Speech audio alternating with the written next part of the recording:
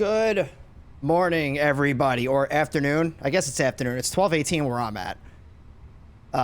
So yeah, good day. How about that? Good day. We'll be Australian. Good day, everybody. So, oh, excuse me. Let me take a sip of water. Let me take a sip of water here real quick. What is going on? Like, I stream before, like, my normal time, and then everything just, like, explodes. All right, so welcome on in, everybody, to VATSIM First Wings. If this is the first time you're hearing about VATSIM First Wings, allow me to explain to you what this is. So VATSIM First Wings is an event that's hosted by VATSIM that is curated towards newer people on the network. So if you're somebody out there that's a little scared to get involved with the network and you're not really sure where to start, the VATSIM First Wings events are for you. So today we're going to go through things like how to talk to air traffic control, how to file and fly your flight plans, how to read the charts and publications for all of your airports, really just going through the basics of IFR flying on VATSIM, giving you the resources and knowledge that you need to be successful. Now, I try to fly the A320s for these events because I know that the A320 is pretty much the go-to plane for anybody that wants to start flying in a simulator and start flying jets. So I started this plane up at, by force of habit, but let me come over here because I usually don't go through, there's no EFB shortcut. I usually don't go through, how to set up the actual plane because when you come to the network, you're supposed to know the plane that you're flying. However, I know some people that may be watching may have actually never touched a flight simulator before, or maybe they're just learning. And, we'll go through some of these steps here. So how do you go cold and dark on this thing? Panel states, here we go. So I will just go back to cold and dark to where nothing on this plane is operating. So this is what the plane is going to look like in most cases when you first started, whether it's the default, if it's the fly-by-wire, if it's the Phoenix like what we're flying here. The any builds, I don't remember. I don't remember if it starts from cold and dark or not. But to start the plane, you're going to come up to your overhead panel, and you're going to see two battery switches right here in the very center. You're going to click both of those on, and neither one of them should have that white off button. You're going to see this little external power button here that says available. This means that there is a GPU hooked up to the plane, which most planes by default will have a power cart hooked up to them already. If you don't see this, just hook up the power cart, hit this available button, and now everything is going to start slowly coming to life. While you're up here, we're going to activate, or I should say we're going to turn these three switches up here, the ADIR switches, to nav mode. So this is what you're going to have to do because when you start the plane up, it's going to do this, and then both of these screens are going to give you errors, and it's going to say different things. So this is going to take about 40 seconds for it to do. But in order to actually activate the navigation system on the plane, you're going to need to switch these buttons to nav. If you accidentally switch one of these over to the ATT mode, which is the attitude mode, all you have to do is turn that particular switch back to the off position, wait 2 minutes, and then flip it back to nav. Because I don't know exactly what this mode does. I know it's for like testing and different things, but if it accidentally gets switched to the attitude mode, it can mess up the navigation system. And if you try to just switch it back to nav, it's not going to work properly. So if you accidentally switch it over to the attitude mode, flip it back to off, wait 2 minutes, turn it back on, and it'll work. Next thing we're going to do is we're going to turn on the emergency exit signs here, or we're going to arm it, not turn it on. And then I also do the nav and logo lights, and then I set the strobe lights to auto. So the strobe lights are not actually going to start blinking. This is just a mode. In the event you forget to turn them on when you start your takeoff, once the weight is taken off of the wheels when you rotate, the strobe lights will automatically come on. And then this is your dome light right here. So if it's dark out, this is how you're going to turn on your dome light. So we'll leave all these other switches off for right now. It's maintenance checks and when the plane isn't for service. Yeah, that's when they use it. I just don't know exactly what it does. And that's in reference to that attitude mode. What's up, Pooh Bear? Good to see you. Wolfie, good to see you. And of course, Hitchler or Hitchizzle, Hitchlizer. I always say your name incorrectly and I apologize. So yeah, this is one of the things that you're going to see while the IRS is aligning. And if you don't set the switches to nav, this is going to look something similar. I think the actual attitude indicator won't come to life until you switch it over to nav mode. This is going to be like this where it says map not available until the IRSs are aligned. And right here on the upper ECAM, it's going to tell you the IRSs are in a line, and we got about 4 minutes until they're fully aligned. Once they do, all these screens are going to start working normally. So Now let's get into the VATSIM things. So what I'm going to do is I'm going to drop the VATSIM command in the chat. That's going to populate a few helpful links for you if you are somebody that's brand new. And what we're going to do is we're going to go through each one of these links briefly right now. And then as we get to each one of them throughout the course of the stream, we'll break them down in a little bit more detail. So the first link is the VATSIM website. That's where you're going to go to sign up. It's free. It doesn't cost you any money to be on the VATSIM network itself. Once you get yourself signed up, there is a new member orientation course that you are going to have to go through. It's 6 modules and a final exam. It's not difficult at all. I'm up to module 4 right now. I've kind of gotten a little lazy with doing those. I'm not required to do it because I've been on the network for quite a few years now. But anybody that's new to the network, I believe it won't even actually let you connect your simulator to the network until you're registered as going through that course, I think. If I read it correctly, I think that's how it works. I may be wrong.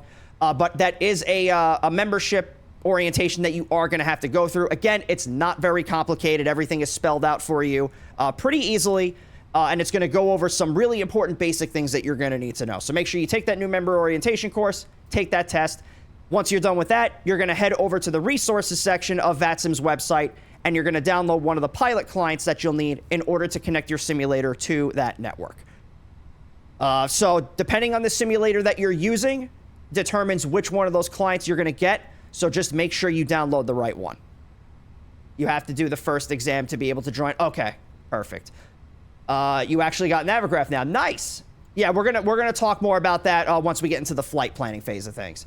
Second link down is going to be SimBrief. That is what I use for all of my flight planning. Third link is going to be the VATSIM Radar, which is an interactive map that's going to show you all the pilots and controllers that are connected to the network. It is maintained by VATSIM itself. So this VATSIM Radar is a relatively new thing, and it's an official VATSIM, like, I guess, database. I don't even know the words that I should use, but it's supported by VATSIM. Fourth link down is Navigraph. That is what I use for all of my charts and publications and navigation data. Again, we're going to talk more about that once we get into the flight planning phase of things. And then the last link down is going to be the ATC coverage tool, which is an interactive tool that's going to tell you that's going to show you what controllers you should be contacting and at what point you're supposed to contact them. So what I'm going to do is I'm going to bring this over to my other screen right here. You're going to see the VATSIM map in the background here, but what we're going to talk about is this. So this right here is vPilot. This is what we use for Microsoft Flight Simulator, whether it's FSX, FS20, or FS2024. X-Plane uses XPilot. Prepare P3D, you can either use vPilot or there's, I think you could still use, it's called Swift. SwiftX or something is what it's called. The clients themselves are going to look basically the same. So that the interfaces might look a little bit different, but the basic functionality is still going to be the same. So I'm just going to scroll in on the... Yeah, so I'm not going to disconnect from the... Well, maybe I just should. I'll do it quick, though. So I'm going to disconnect from the network here real quick and then hit connect. It's going to ask you for a call sign and an aircraft type. So the call sign can be whatever you want it to be, whether it's realistic or fictional. Or if you want to use a tail number, that's entirely up to you. The aircraft code, that's going to be the type of airplane that you're flying. So today we're flying the Airbus A321. And then next to it, I just wanted to connect to the network real quick before somebody steals my gate. Next to it, you saw something called CellCal, which is something you're only going to use if you're flying across the ocean. If you're somebody that's new to the network, you're probably not going to be doing any flying like that, or unless you, or at least you shouldn't be, because that's a little bit more advanced, and there's a little bit more that you have to do in order to file flight plans to go across the ocean, and certain requirements that you have to do for position reports and stuff like that. So not going to get into that today. So if you're not planning to fly over the ocean, you're not going to need a CellCal code for the most part. Next to this connect and disconnect button, we're going to see Mode C and ident, which are 2 transponder functions. So always make sure that your transponder is in Mode C. Regardless of whether the plane has a transponder in it in your simulator, every plane that connects to VATSIM is going to have a functionality for Mode C. And I actually tested that. I flew, I think it was like that little Orion plane, connected it to the network, hit this little Mode C button, and it was working, even though it doesn't have a transponder in it. So always make sure that you are in Mode C. That's the altitude encoding for your transponder. It is one of the requirements for VATSIM. Just has to be on Mode C anytime you're connected. If you have a hard time finding out where this button is in your airplane, you can just click this little button right here, and then it will set it for you. Ident button is a feature of your transponder that allows your radar return to flash on the air traffic controller scope. You're not going to touch that unless the controllers ask you to, because if you just start pushing that whenever you want, everybody's things are going to start blinking on the radars, and that's not going to be good. So don't touch that button unless air traffic control tells you to. Flight planning button, we're going to go past that. I'm going to explain why once we get into the into sim brief. But this is where you could file a flight plan through VATSIM if you wanted to. And then the settings tab, I'm going to open this up real quick. It's going to ask for your VATSIM ID and password. You can put your home airport in there if you wish. Your notification settings, your fonts, your audio inputs, your push-to-talk buttons, model matching rules, render distances, all of that good stuff is going to be done through the settings tool. Top center, we have our call sign, which today we're going to be flying as TAM 621. And then over here on the right-hand side are the different radio frequencies that we are monitoring in radios 1 and 2. So radio 1 is active right now, is indicated by the frequency being highlighted on 122.8. The white TX and RX also indicate that it's the active radio. TX meaning transmit, RX meaning receive. So if we were to hit our push-to-talk button and start talking, this little TX button is going to light up, indicating that we are going to be communicating on that frequency. And if anybody started talking on this frequency, we'd be able to hear them. Radio 2 is in its standby state right now. The TX and RX are shaded out, meaning that we're not either transmitting or receiving on that frequency. It's also not highlighted in blue, meaning that that radio is not doing anything just yet. But we may very well start using it as we get further on into the flight. ADAIR's altitude mode is used during maintenance and for GPS data, unreliable scenarios. It will just provide attitude and heading with no GPS data. Oh, okay. Fair enough. Over here on the left-hand side are the different air traffic controllers that are within radio range of us. So if we were to dial in these frequencies, we'd be communicating with the controller sitting on the other side, with the exception of this one right here. We'll explain what that is in a minute. And then right here in the center, we have the text chat, which is which we can use in lieu of voice chat if we wanted to. Just keep in mind that the way that your radios are set up is the way that the text chat is going to work. So whatever frequency you're set to transmit on or where your messages are going to go, the frequency you're set to receive on or where your messages are going to come from. So if you're going to use this in lieu of voice, just make sure the radios are set correctly. Otherwise, this is not going to work. And then over here, we have the note section, which is where I can copy down clearances or instructions, or a lot of times I put my aircraft's performance data in there so I can copy it into the FMS. So I always recommend that you have something to write things down with, whether it's pen and paper or a whiteboard, or if you want to use the note section of your client, that's entirely up to you. But you are going to want to have something to write things down with, because you're not going to be able to remember everything pretty much off the fly. No pun intended. So if anybody does have any questions about this, you can feel free to pop your questions in the chat. I'd be more than happy to answer any of those questions for you. What we're going to do next is we're going to get the ATIS for the Fortaleza, I don't even know if I'm saying that right, Fortaleza Airport here in Brazil. So the ATIS is right over here. So it is the Automated Terminal Information Service, which is a broadcast that the air traffic controllers put out that tells you everything that is happening at the airport. This is only going to be available if air traffic control is online. If air traffic control is not online, you'll just get a basic METAR weather observation, and you'll at least know what the weather is at the airport. So there's two different ways that we can get the ATIS. The first way is we can tune to this frequency, 127.7, and listen to it, or we can double-click on it here, and then it's going to populate in the text chat for us to read, which is what I always do because it just makes life a lot easier. So what I'm going to do is I'm going to read through all of this first, and then I'm going to go back and then break it all down piece by piece. Me and my ADHD bind a booklet with standard operating procedures for the A320. Hey, there's nothing wrong with that. And you have a flight book. Oh, so like your own little personal like notebook that you use for flight simming. That's actually a good idea. So let's read through this. So we have the Fortaleza International Airport ATIS Information Alpha, updated at 1700 Zulu. Expect procedure ILS X-ray runway 13, landing runway 13, departing runway 13. Transition level is 060. Winds are 110 at 11 knots. Visibility is 10 kilometers. Few clouds at 2,500 feet. Temperature is 31. Dew point is 23. Altimeter is 1010. And acknowledge you have received information Alpha. So, not really a whole lot, but let's go through it. So the ATIS is always going to start with the airport that it is for.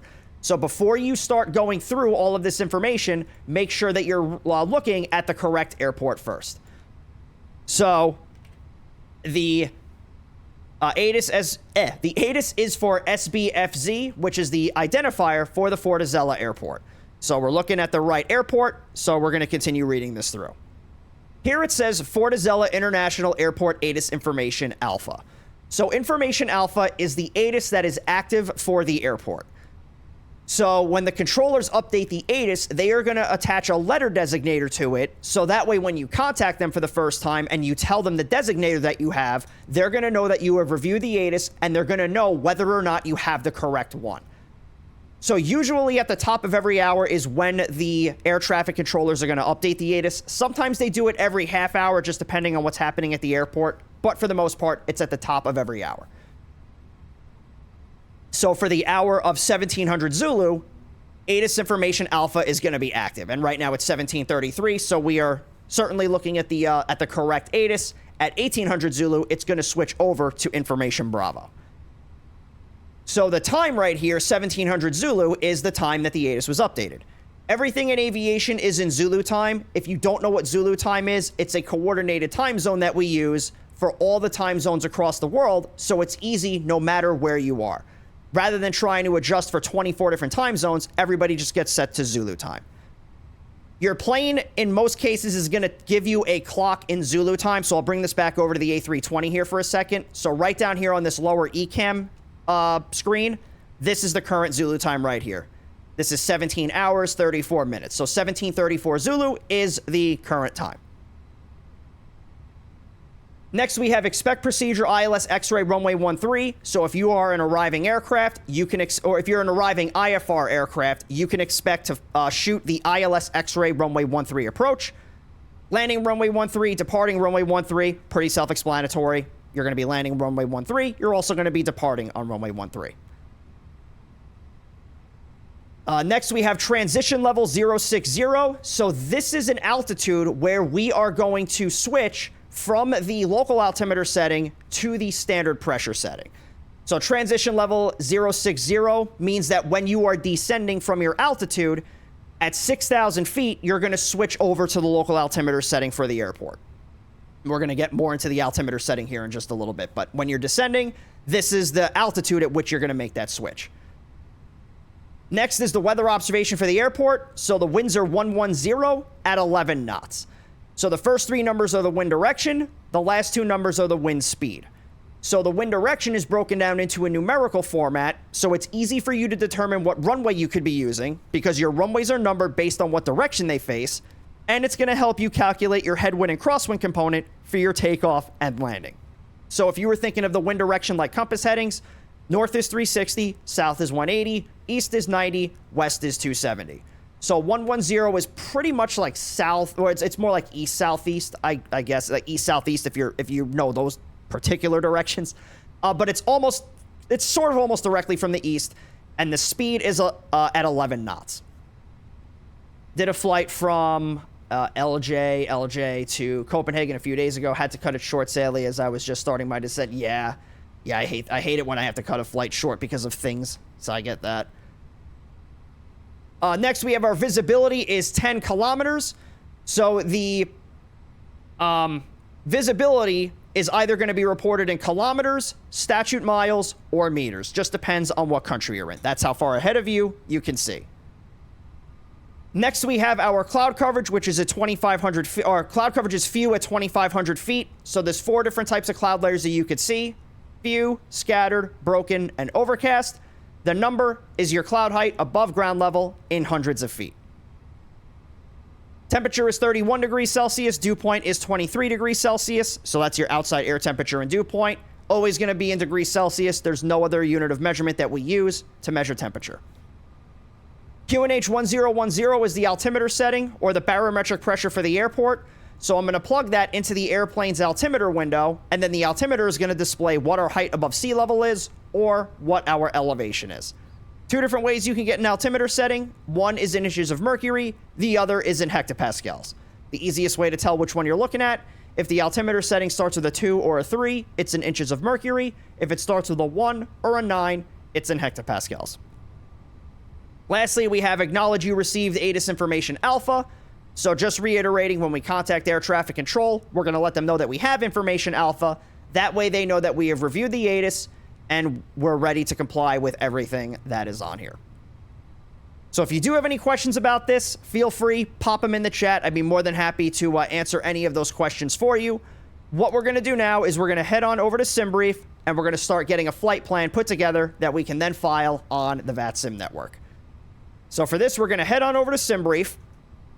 So there are a bunch of different flight planning tools that you can use for VATSIM. There's SimBrief, there's SkyVector, there's a little nav map. You could use ForeFlight if you wanted to, flightplan.com. There's a new one called Avia Planner. Some of them are paid, some of them are free. What you decide to use is entirely up to you. I use SimBrief because it works in conjunction with another software called Navigraph. So SimBrief is free to use. Navigraph costs money if you do decide to use it. So there is a subscription you can get for Navigraph. So I use Navigraph because it will give you all of the most up-to-date navigation data for both SimBrief and your simulator. So if you don't have a Navigraph subscription, the information or the navigation database that you're going to have in your simulator and the navigation database that you're going to have in SimBrief are not only very likely to be out of date, but they could be out of sync with each other. So the flight plan that you put in SimBrief may not be a flight plan that you could put into your plane. And that's what causes a lot of issues when people try to do SimBrief imports if they don't have a Navigraph subscription, where they'll go to import the flight plan from SimBrief into their plane. And then they get all sorts of errors, like some fixes aren't showing up or it just doesn't import correctly. Usually that's why. But again, you're not obligated to have a Navigraph subscription to be on VATSIM. So whether or not you decide to do it is entirely up to you. So to get started with our flight planning, we're going to hit this dispatch tab right here in the middle of this menu. And then on this page, we're going to hit create new flight right here in the center. And then right here, we're going to start filling out all this information about our flight, and then SimBrief is going to put together a flight plan for us that we can then file on the VATSIM network. So we'll get started right here at the top with the flight information. So our airline is going to be TAM, and our flight number is going to be 621. So when you're using the airline here, make sure it's the ICAO identifier. If you don't know what the ICAO identifier is for your airline, there's a Wikipedia page that's out there that will literally give you every single one of them. But most of them are pretty easy. But just make sure you're putting the ICAO identifier for your airline. Our departure field is going to be SBFZ. And our arrival is going to be SBSV, I believe. Let me double check the thing here. Yeah, SBFZ and SBSV. Cool. For the alternate field, you're going to see right here it says auto. So SimBrief is automatically going to calculate an alternate airport for you if you don't put one in there yourself. So I always recommend that you file for an alternate airport of some kind, or at least plan for an alternate airport of some kind in the event you get to your destination and for some reason you can't land there. So if we get to our destination and the weather's really bad, or maybe there's a lot of people flying in there at the same time and we have to start flying holding patterns around the airport, we start running a little bit low on fuel, or just for some reason it's not safe for us to go there. When we plan for an alternate airport, we're going to ensure we have enough fuel for us to get to that alternate destination if we need to get there. So rather than just throwing on a few extra 1,000 pounds of fuel and hoping it's going to be enough to go somewhere, we know that we're going to have enough fuel to get to where we got to go. So again, you leave this at auto, it's going to calculate the alternate airport for you. For the departure time, you just want to make sure that this is set to Zulu time. So your current Zulu time is going to be down here on the lower left-hand side of SimBrief, or you can look at your plane and see what the clock says. So right now, it is February 22nd at 1742 UTC, which UTC and Zulu time are the same thing. It's just a different way of saying it. UTC is Universal Time Coordinated, which is what Zulu time is. So for our slot for the VATSIM First Wings event, we are scheduled to depart at 1832 Zulu, which is about 45 minutes from now. So that's what I'm going to put into here. So always make sure that this is in Zulu time. Otherwise, you're going to confuse the system if you try to put this in your local time. So we're just going to make sure that that saves right there. Aircraft type is going to be the Airbus A321. That's what we're flying today. And then for the airframe, you want to make sure that you pick the correct airframe for the plane that you're using. I don't think this airplane has the auxiliary fuel tanks. Let me just double check here. Not that it really matters. So it actually looks like it does. It looks like maybe we have 2 auxiliary tanks here. Not really going to matter for this particular flight because it's a relatively short flight, but you just want to make sure that you're picking the correct airplane. So I'm going to pick the Phoenix A321. We have the CFM engines, and it looks like we have 2 auxiliary fuel tanks, and I'll show you how I'm kind of making that determination here in a minute when we get back to the plane. So on top of making sure that you have the right aircraft type, make sure you have the right airframe variant, so that way all of your weights and your fuel numbers are calculated correctly.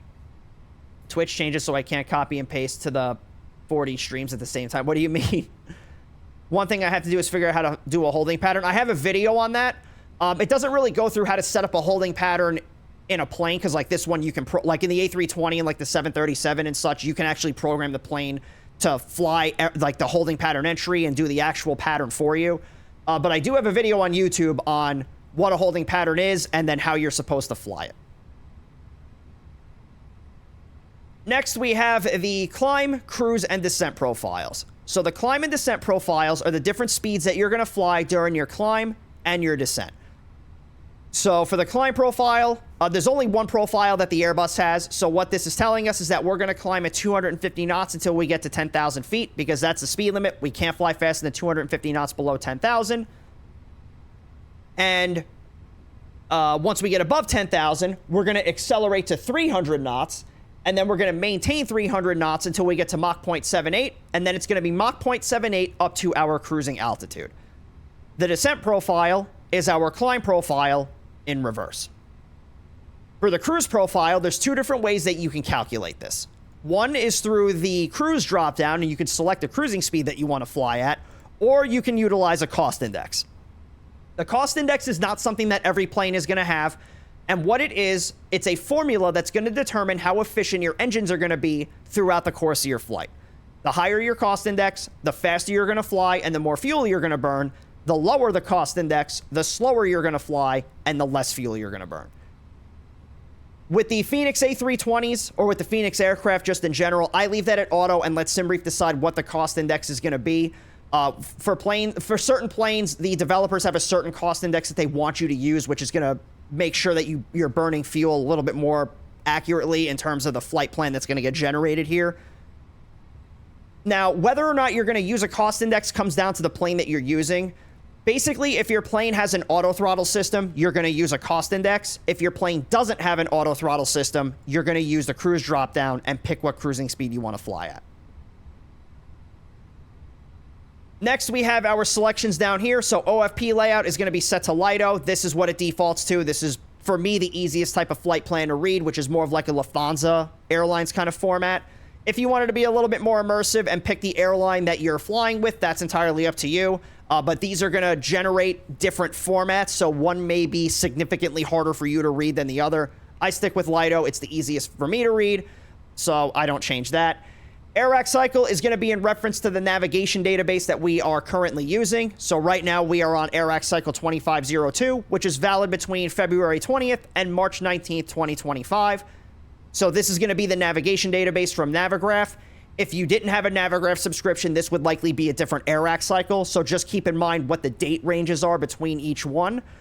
So that way you'll know how far out of date your navigation data could potentially be. All the rest of these here, I'm going to leave these as they get defaulted to. I don't really deviate too much from these unless we're doing like a big event. For example, the taxi out and taxi in times. This is just for fuel planning purposes. Last night, we flew the Friday night op out of Detroit, and I think I had this set to like 60 minutes just in case we got delayed a little bit. So you can make these whatever you want, but usually if you stick with 30 minutes and 10 minutes, you're going to be fine. And then these over here, again, I don't really mess with these unless I'm doing like a longer flight. So the detailed nav log is just going to show us this little page over here that shows us the flight. ETOPS planning is for when you're flying over the ocean. Not going to get too far into what all of that is here today. Step climbs is another thing that you'll use if you're doing really long flights. So when you're doing really long flights, you're taking off with a lot of fuel. And as you start to fly for more time, your plane's going to get lighter because it's burning off fuel. So you can step climb up to a higher altitude so you're more fuel efficient. Again, not something that we're going to do here today. The flight's not long enough for that. Runway analysis means that SimBrief is going to calculate what the optimal runway for us to use is. And then the NOTAMs, which we all definitely read, which is notice to airmen. Yeah, we all definitely read those. So I'll leave those on so the FAA doesn't come knocking at my door. And then down here for the optional entries, again, I don't really change anything that's on here. So schedule block time is 2 hours. Departure runway is 13. Arrival runway is 10. Altitude, passengers, freight, payload, and 0 fuel weight. I'm going to leave all those at auto and let SimBrief decide what those numbers are going to be. But if you wanted to put custom amounts in here, you know, when I do cargo flights, I'll usually use a random number generator to figure out, you know, what my payload capacity is going to be and all that stuff. But we'll leave these at auto. Let SimBrief decide what these are going to be. One thing I want to emphasize is the departure and the arrival runways that SimBrief gives you isn't necessarily going to be the runways that you're going to use. So these are the runways that SimBrief is suggesting based on the weather conditions at the airport. The runways are always subject to change based on the needs of the airport and air traffic control. So don't think because SimBrief is telling you to use these runways means that these are the runways that you have to use or that are going to use. For us, this airport only has one runway, but there are other airports like Atlanta or Heathrow or like Frankfurt or Sydney that have multiple runways that you could be using. So, for example, if SimBrief tells you that in Atlanta you're going to be taking off on 26 left, but the controllers want you to take off on 27 right, don't try to get into an argument with the controllers telling them that you're planning for another runway, so you have to use that runway, because I've seen that a couple of times. Whatever the controllers want you to use, as long as it's safe for your plane, is what you're going to be using. So don't get too hell-bent on thinking that these are the runways that you have to use. I need to look into this setting up the A320NX. I've done a manual holding once. Yeah, I haven't flown the fly-by-wire in a while, but in the Phoenix, it's relatively easy to do. Right down here, we have our route of flight. Now, for the VATSIM First Wings event, they have a route that they want us to fly, which I believe it's the exact same route that we have here, but I'm going to leave this as it is right now. And I'm going to explain what all of this means for you. So let me scroll this down so my ears aren't in the way. So, upon departure, we're going to fly the UGEPO 1 Alpha departure through the UGEPO transition, assuming I'm saying that right. Then we're going to get on a UZ-19, fly it out to Frati, and then we are going to fly the, I guess that's going to be the UDESI 2 Alpha arrival. Let me just double check the name of that point. I can't get the name of it. UDESI, yeah. And then it's going to be the UDESI 2 Alpha arrival into, I don't remember the name of the airport. Salvador. ATC already knows the flight path, so they can going to direct you to the city. Yeah, I'm going to get into that in a minute. So let's talk about this right here. So right here we see UGEPO. So your 5 character identifiers that are going to sound like words or phrases are going to be fixes. Fixes are arbitrary points in the sky that exist at a given set of coordinates that you are going to fly to. Rather than putting in that full set of coordinates into your GPS, there's just a name associated with those coordinates. That way it's easier for you to put it into your navigation system. Right before UGEPO, we see this. So we see UGEP 1 Alpha. So basically what they did is they dropped the O off of UGEPO and then threw a number and a letter at the end of it. So when you either see a partial fix identifier or a fix identifier with a number, and sometimes after that number there's going to be a letter designator, that is going to be a SID, which is a standard instrument departure. It's a route that we're going to fly once we take off to get us away from our airport of origin and on our way towards our destination. On the departure route, there's going to be a charted route. Maybe there's going to be some speed and altitude restrictions that we have to adhere to, but that's the route that we're going to fly. Now, some departures are going to be, let's say, sometimes it might be something like UGEPO 1, or it might, in this case, be UGEPO 1 Alpha.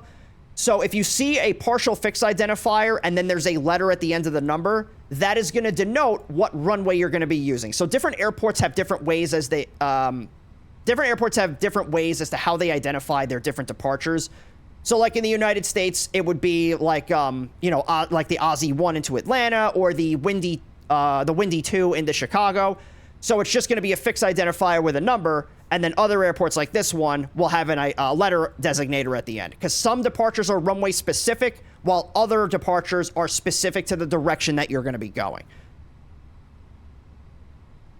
Now, the first fix that comes after the departure is going to be the transition, meaning that we're going to fly the UGEPO 1 Alpha departure until we get to the UGEPO fix, and then at the UGEPO fix, we're going to transition off of the departure route and onto our flight plan route. So once we take a look at the chart, it's going to make a little bit more sense.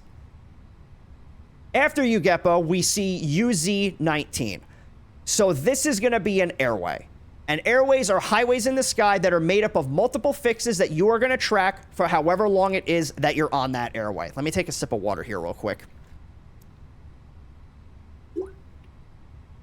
So your airways, in most cases, are going to be identified by 1 or 2 letters, followed by 1 up to 3 numbers. Now, after UZ-19, we see Fraudy, which is going to be another fix identifier. So if you were thinking of this airway like a highway that you would drive on, UZ-19 is going to be your highway, UGEPO is going to be your on-ramp, Fraudy is going to be your off-ramp.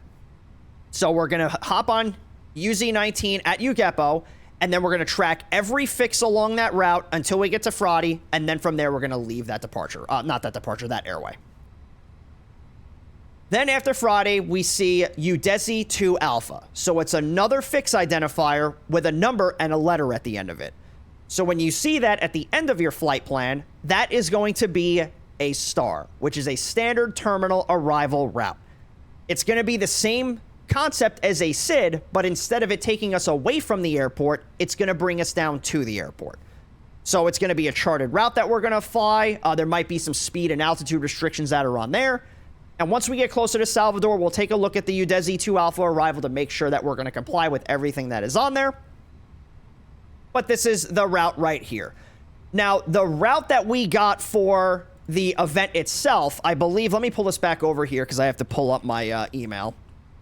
I believe it's that exact same route without the departure and the arrival in there. Yeah, so it's UGEPO, UZ-19 to Fraudy. Let me copy that.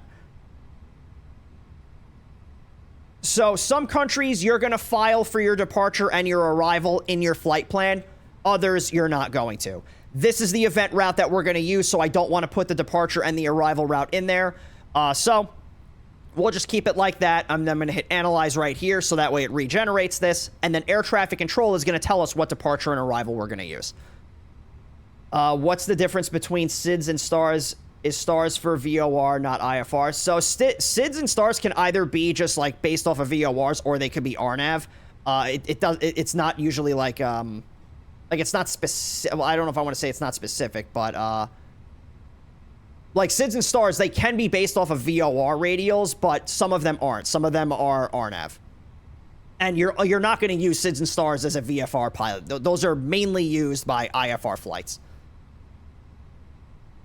So once you are satisfied with everything that's on this page, everything looks good. There's no corrections that need to be made. Oh, it looks like our alternate is going to be SBMO. So we're just going to make sure that's going to be a suitable alternate here for us, which I'll just do. So SBMO.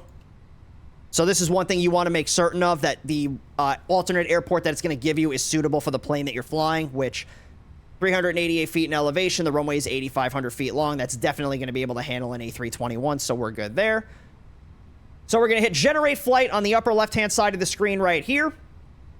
And now SimBrief is going to put together a flight plan that we are going to fly on, or that we're going to file on the VATSIM network.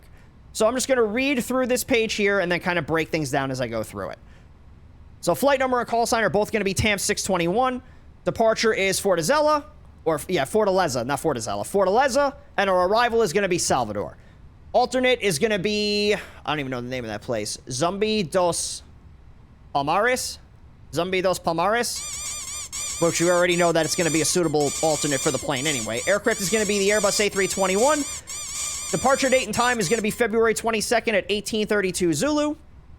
Airtime is 1 hour and 23 minutes. Block time is 2 hours and 3 minutes. So your airtime is your wheels up to wheels down time. Your block time is your airtime plus your taxi out and taxi in time. Initial altitude is 36,000 feet or flight level 360. Cruise profile is going to be 36. That's going to be our cost index. Route distance is 569 nautical miles. Average winds aloft are going to be 271 degrees at 11 knots, so a little bit of a crosswind today for us. Nothing too crazy.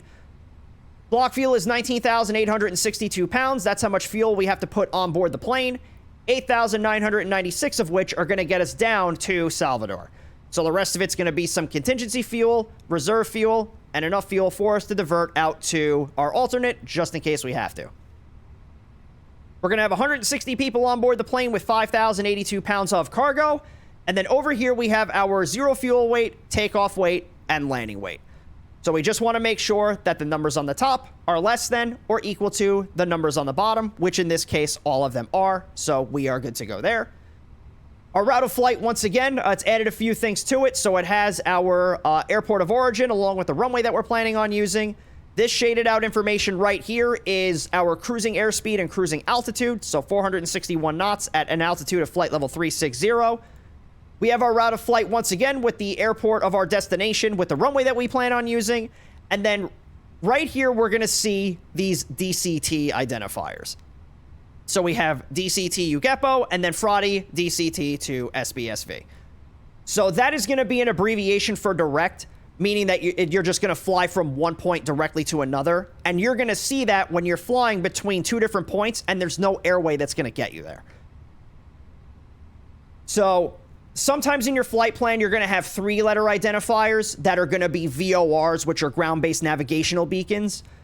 So DCT is not a VOR. If you try to enter it into your FMS as a VOR, it's not going to take it. It's going to give you an error. That's not your plane being dumb. That is because there is no VOR with DCT as its identifier. So this is just an abbreviation for direct.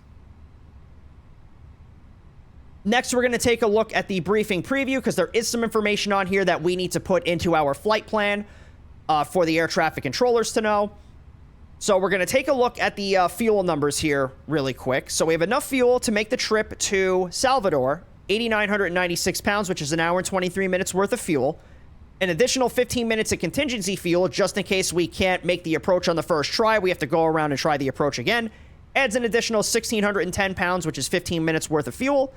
Enough fuel for us to divert to our alternate just in case we have to. 4,775 pounds, which is 45 minutes worth of fuel. Then some additional fuel in reserves just in case we need it. 2,687 pounds, which is 30 minutes worth of fuel.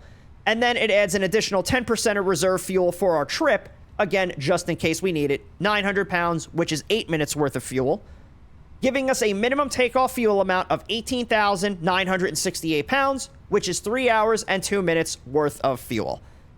So the minimum takeoff fuel amount is the minimum amount of fuel that can be on board the plane when we take off. Anything less than that, we will be out of compliance with these different fuel parameters up here. We'd have to taxi back to the gate and refuel the plane. Or you could just take the fuel slider, slide it up. I've done that a couple of times, just to make sure that you have enough fuel. Right next to it, we see this right here. So this is 3 hours and 2 minutes worth of fuel on board the plane when we take off. So that is what we have to put into the fuel endurance section of our flight plan. That way, air traffic control knows how long this plane can stay in the air once we take off. We add our taxi fuel of 894 pounds, which is 30 minutes of taxi fuel, giving us our total block fuel of 19,862 pounds, which is what we're going to put on board the plane. So now that we have all this information here, and there's different parts of this flight plan that we're going to go through in just a little bit as we set up the plane, we're going to come down to all the way to the bottom of SimBrief where it says pre-file on a network, file flight plan on an online virtual flying network. We're going to hit the show details tab. There's a bunch of different flight planning tools that are here. We're going to be flying on VATSIM, so this is the pre-file button that we're going to press right here for it. And then it's going to bring us over to the VATSIM flight planning page eventually. And right here, you're going to see all of the information on this flight planning tool is brought in from SimBrief. So this is why I always recommend using SimBrief to plan your flights. Because if you just came over to the VATSIM flight planning tool, or if you use the flight planning button on your pilot client, it's going to bring you over to the VATSIM flight planner, but none of this information is going to be filled out. So if you pre-file through SimBrief, it's going to bring everything in here for you, and it makes everything a lot easier. So we're just going to read through all this and then make sure it is all correct. So call sign is TAM 621. Flight rules are IFR. Aircraft is the Airbus A321. Weight class category is medium. The equipment and transponder codes, these are probably the most confusing things for people to figure out. Each one of these letter and number combinations ties to a piece of equipment that is on board your plane. In the sim brief profiles, the developers for the planes have already put this information in here, so you don't have to sit there and try and figure all of it out to ensure that all the correct numbers are, or the correct letters and numbers are in there. So if you use sim brief, it's going to do it for you, and it's going to be correct based on the developer's profile for the plane. So this is one of the big reasons why I always recommend using sim brief, because it does all of this for you, so you don't have to do it manually. Departure is going to be Fortaleza. Arrival is going to be Salvador. Off-block time is 1832 Zulu. Alternate is going to be SBMO. Altitude is 36,000 feet. Time en route is going to be 1 hour and 23 minutes. Airspeed is 461 knots, and our fuel endurance is 3 hours and 2 minutes. All that looks good. Route details, we're going to, once we depart, we're going to fly to Ugepo, hop on UZ-19 to Frati, and then from Frati, right now it says we're going to fly directly to the airport, but we're going to be given departure and arrivals to fly. So we'll see what air traffic control wants us to do. Down here, again, this is all going to drag things in from the sim brief profile. You don't really have to worry too much about any of this except for the date of flight. Just make sure that's correct. So our flight is going to be taking place on the 22nd of February. And then down here in the remarks section, we're going to put in anything that we want air traffic control to know, just in case, you know, we get a little bit stuck, or if we need a little bit of extra help. So what I usually do is I just put that we're doing a, you know, our VATSIM 101 stream, let everybody know that we're teaching. But if you're somebody that's new to VATSIM, you can put new pilot, first flight on VATSIM, first flight in the United States, oh, not in the United States, first flight in Brazil, first flight in South America, so on and so forth. If you have scenery issues with your airport, maybe your airport database is old and outdated, so maybe your runways are, maybe you're missing a runway, or some of your taxiways aren't there, or the terminal's in a completely different spot on the airport, you can put things like that in there, so if air traffic control sees you doing something kind of strange, they'll have context as to why it's happening, and then they can help work around it to make sure that you're, you know, you're getting the most that you can out of your VATSIM experience. What big ears you have? Oh, thanks. So once everything on this page is filled out, we're going to hit this file flight plan button right down here. It's right behind my head. I have to like break my neck so you can see it. So we're going to click that. And now this says flight plan filed. Enjoy your flight. So that's getting routed up to the air traffic controllers where they'll be able to see it. And once we call to get our clearance, they'll be able to help us out. So let's get some things set up on the plane here. So we're going to do this. We're going to come over to mass and balance, and I'm just going to import the, oh, I have to actually import the thing from SimBrief, don't I? Yeah. So import this to the EFB, mass and balance. Now we're going to go to load aircraft. Let's just do the fast one. And then once everything is loaded up, we're going to make sure all of this looks good. We're going to come over to our FMS here real quick, and we're just going to get the initialization here done. So our from and to, we're going to be going from SBFZ, and then we're going to go to SBSV. We're going to go in there. We're going to make sure the IRSs are initialized, which they are. With the Airbus, if you come to this page and the IRSs are not aligned, you're going to see a little thing over here. It's going to say IRS alignment, or it's going to say I think it says IRS align or IRS in it. And then you'll click this button right here. It'll ask you to confirm it. You hit it again. But the Airbus will do it automatically for you if you let it sit long enough. And then our flight number is going to be TAM 621. Cost index is going to be, was 34, right? 36. And then our cruising altitude is going to be flight level 360. All right, so we got that in there. And while the plane's getting loaded up, let's talk about air traffic control on VATSIM. So I'm going to zoom out here a little bit. So this is the VATSIM radar. This is an interactive map that's going to show you all the pilots and controllers that are connected to the to the network all across the world. We're going to focus here on Fortaleza. I keep saying Fortaleza. So you're going to see a whole bunch of different shapes, a whole bunch of different colors, and a whole bunch of different You're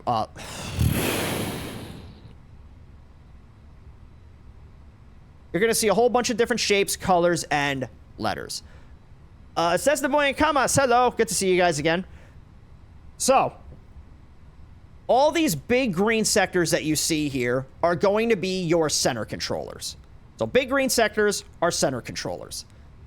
The smaller orange sectors are going to be your approach and departure controllers. And you're going to hear me say approach and departure kind of interchangeably because you call them approach when you're arriving and you call them departure when you're leaving. The yellow A's are the ATISes. That's what we had talked about before. That's an observation for the airport. The red T is the tower controller. The green G is the red T is the tower. The green G is the ground controller. And I saw one before. I believe it was up over here. Yes. So right here at Barcelona, not Barcelona, this is Madrid. You're going to see a blue D. So the blue D is your clearance delivery controller. So that's who all these controllers are. Now let's talk about what they're going to do. To do this, we are going to use the ATC coverage tool, which is this retina burning page right here. There's no dark mode for it. I apologize. So this is going to help us figure out what these controllers do and at what point we're going to be expected to contact them. So we'll start all the way from the bottom and work our way up. So the clearance delivery controller is the controller that is going to clear you for your flight plan route. They're going to go through the flight plan that you filed, and if they have to make any changes to it, they'll make those changes and let you know what they are so you can adjust accordingly. So the flight plan you filed isn't necessarily the flight plan that you're going to fly. It's the flight plan that you're requesting. You made a boo-boo. Uh-oh, Sancho, what'd you do? The ground controller is going to give you instructions how to move around the airport. So when you're taxiing out for departure and when you're taxiing in after arrival, mainly. The tower controller is going to clear you for your takeoff and landing, as well as handle you while you're flying in the immediate vicinity of the airport. The approach and departure controllers are going to handle you when you're in their airspace, which is usually going to be at lower altitudes flying into and out of a specific airport. And then the center controller is going to handle you within their airspace boundaries, mainly during your cruise phase of flight. So if we come back to the VATSIM radar, if we take a look at Fortaleza specifically, you're going to notice that the only air traffic controller that's not listed here is the clearance delivery controller. So there are going to be times where either an airport, it just doesn't have that kind of staffing, or some of the controllers on VATSIM itself are not going to be online to help you. Fortunately, VATSIM has already thought of that. So if we come over to the ATC coverage tool and we deselect this clearance delivery controller, you're going to see that the ground controller drops down into clearance delivery, meaning that the ground controller is going to substitute for clearance delivery and take over that part of the job for them. So when we call to get our clearance, we are going to contact the ground controller because there's no clearance delivery controller. So let's take a look at another example. We'll take a look at, let's say, try and find a good one here. Let's take a look at this one. So this is, was that Windsor? So that's Sault Ste. Marie. So at Sault Ste. Marie, we have a center controller and we have a tower controller. So if we come back over to the coverage tool, we're going to deselect the ground controller and we're going to deselect the approach controller. Now the tower takes over for ground and clearance delivery, and the center controller takes over for the approach controller. So this is what we refer to as the top-down structure of ATC and VATSIM. The controllers at the top of this list can substitute for any controllers that fall beneath them if those controllers are not online. I know that this gets a little bit confusing, especially for some of us that come from the real world, because in the real world, it kind of works like this, but not really to the extent that VATSIM does it. So you can play with this tool as much as you need to based on what airport you're at and what controllers that are online. And if you're sitting there saying, oh, I don't know who I'm supposed to contact for ground control because the ground controller's not on, well, in this case, the tower controller is going to do that. And it even color codes it for you, so it's easy for you to interpret. But we'll keep this for what's going on at Fortaleza. So we're going to contact the ground controller for our flight plan clearance. 101 today. Yeah, it's the First Wings. So now that we figured out what all these controllers are going to do, let's talk about how we're going to talk to air traffic control. To do this, we're going to come over to this little ATC cheat sheet that I've developed, which is available in our Discord. And I can also provide a link. Just give me a second here. Let me make sure this link still works. Nope. Oh, wait. Nope. I lied. Give me a second, guys. I think it's this. So if I do... Sorry, I don't think I ever officially... Because I don't think I actually changed the link because the old link got corrupted. I just want to make sure this is still going to work. Yeah, here we go. I'll throw this in the chat for you guys. So if you want to download this and use it yourself, there it is. That's the link in the chat for you guys. So when we contact air traffic control, there's a standard sort of way that we have to communicate so they know exactly what it is that we want.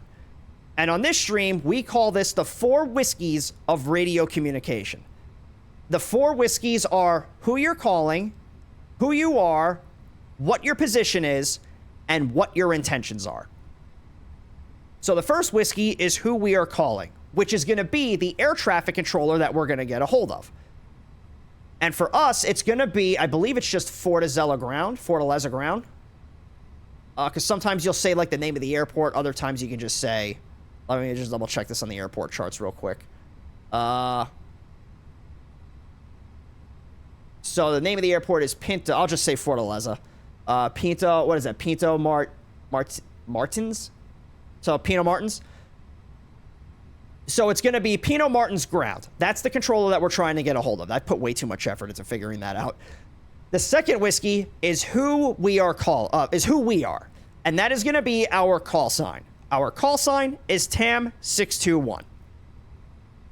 The third whiskey is what our position is. And our position is at gate number 2. Or maybe it's not gate number 2. But we're basically at the terminal building. So I'll see if I can get an actual parking spot. Oh, it's like 210, I think. Yeah, I think we're at spot 210. That's why I said 2. So our gate number is 210. The fourth whiskey is what our intentions are. And our intentions are to fly to Salvador. But we can't just get in the plane, push back from the gate, fire up our engines, and go do it. We have to get permission from air traffic control in order to fly to Salvador. So we are going to request our flight plan clearance to Salvador. So the way that we're going to do it is we are going to contact SBFZ ground. So it's going to be Pinto Martins ground. Call sign, TAM 621. At stand number 210, requesting clearance to Salvador. The response that we're going to get from the clearance delivery controller is going to be in an acronym we call CRAFT. This is what we're going to be looking for. We may not get all of this information, and if we don't, I'll show you how we can figure some things out. But we're going to be looking for our clearance limit, our route of flight, an altitude, which is usually going to be an initial altitude, followed by an expectation to a higher altitude within a certain amount of time, a frequency to contact the departure controller on, and a transponder number that we're going to put into the airplane's transponder. It says I need to request access. It shouldn't. You should just be able to download it. If not, I'll change the restrictions. I don't know why it's doing that, but you shouldn't have to request access. So let me get the music turned off here, and let's give this controller a call and get our flight plan clearance. So ground control is going to be on 121.5. So I'm going to get this set to 121.95, not 121.5, 121.95. So 121.95.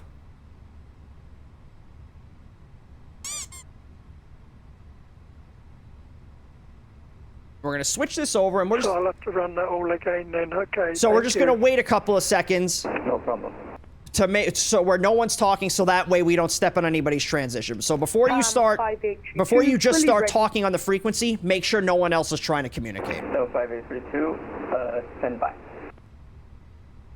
Stand by, time 5832. Yeah, what you have there, Hitch, is the edit thing. So it may or may not let you get into that one either, because it's I may have to. I think I know what I have to do. So I'll try and figure it out while we're in flight. 01, your TTOS is at 18. Somebody just morphed through me. So you're free to taxi to runway 13 via Kilo Bravo. Still set. I'll fix it. I don't know why it's doing that. Clear to runway 134 Kilo Bravo, Delta 101. Fortaleza ground, good afternoon. TAM 621, stand 210, requesting clearance out to Salvador. TAM 621, Fortaleza ground, stand by for clearance. All right, so standby just means he's gonna get back to us on that. So what I'll do is, let's see. So we have everything loaded. Let me copy down some of these numbers here. We'll start getting the performance initialization done. So zero fuel weight is 130.4. Center of gravity is going to be 32.4. 972. Then we're going to come over to...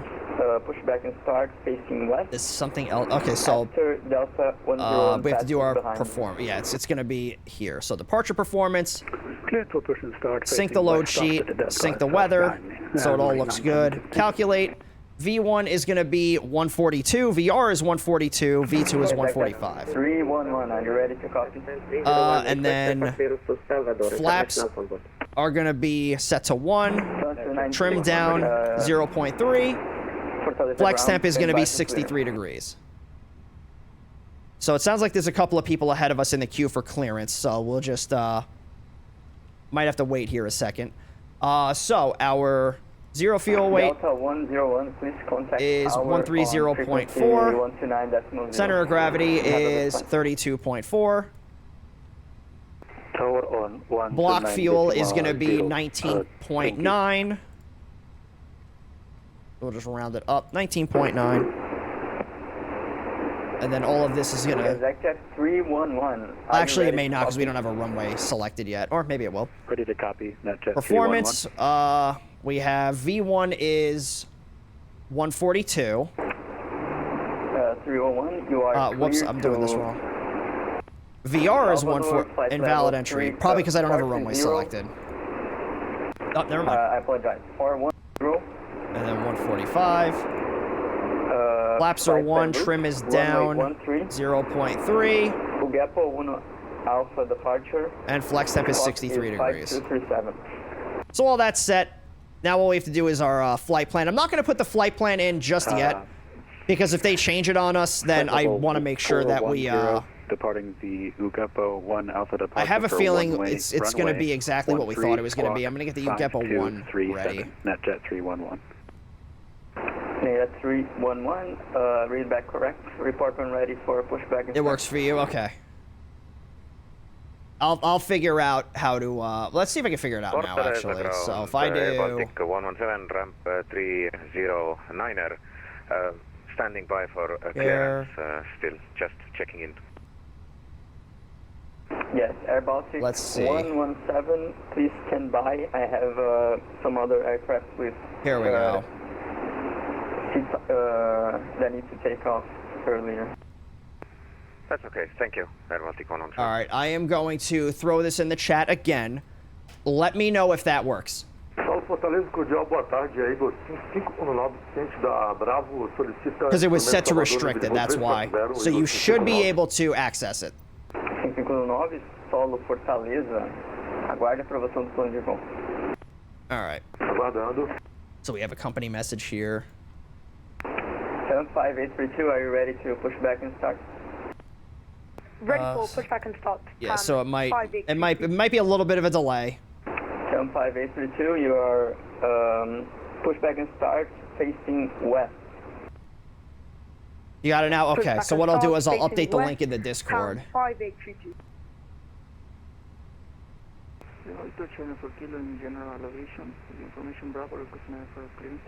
Perfect, so now it should be fine. Oh, what I can do is I can change... There's actually a bot command for it, too. Well, let me change that. Stand by. Stand by, Because if you hit exclamation point ATC, it will populate, but let me change that first before you guys do it. You are Custom via commands. Kilo Bravo to hold short of runway 13. Contact tower on 129.0. Okay. So now the ATC command has been updated. If you hit exclamation point ATC in the chat, it'll give you that link. Let me turn this down a little bit. Norris 972, QNH. No, I'm just gonna start 1010. putting this in here so it's QNH one less thing we have to 1010. worry about. So it's gonna be 1-3, the UGEPA 1 Alpha. Normally I don't do it, but at the same time I'm not really expecting any changes here. So it's UGEPA. Follow Eagle 6609. Airways, it's gonna be UZ19 to Frati. Eagle 00. Insert. And then for the arrival, it's not going to let us put in arrival without selecting a runway. So what I'm going to do is I'm just going to put runway 10 in here for now. And then I'll do the Udezi 2 Alpha from Frati. And then when we get closer, we'll figure out what approach we're going to do. The 14 Alpha, Fortaleza ground. Good afternoon. Could we get a clearance to Once we get our clearance, I'll throw the APU on. So let me get these. Turn on. So fuel pumps are going to come on. The crew oxygen's going to come on. Eagle 558. Com informação Bravo, solicite instrumentos para Salvador no nível 360. It really started getting busy here. Huh? Solo Fortaleza, aguarde a aprovação do plano. Vai informar a posição, por favor. Repita, por favor. Qual é a posição para a cópia? O Eagle 558. Hopefully we get this soon. Our departure time is in like 20 minutes. Or not 20, like 10 minutes. Less than 10 minutes. Eagle 558, a posição é A4. I think I know why you always get a gate when arriving to an airport on VATSIM, because people are getting off VATSIM, so the gates are available. Well, I usually just tell them, give me the whatever gate you want. But if they don't, I'll just be like, all right, then I'll pick a gate. Because, you know, you could always say, oh, yeah, I'm going to take this gate, and by the time you get there, somebody spawns in. But in the real world, they ask you what gate you're going to as well. 14 Alpha, please stand by for clearance. Roger, stand by for clearance. Get on 15.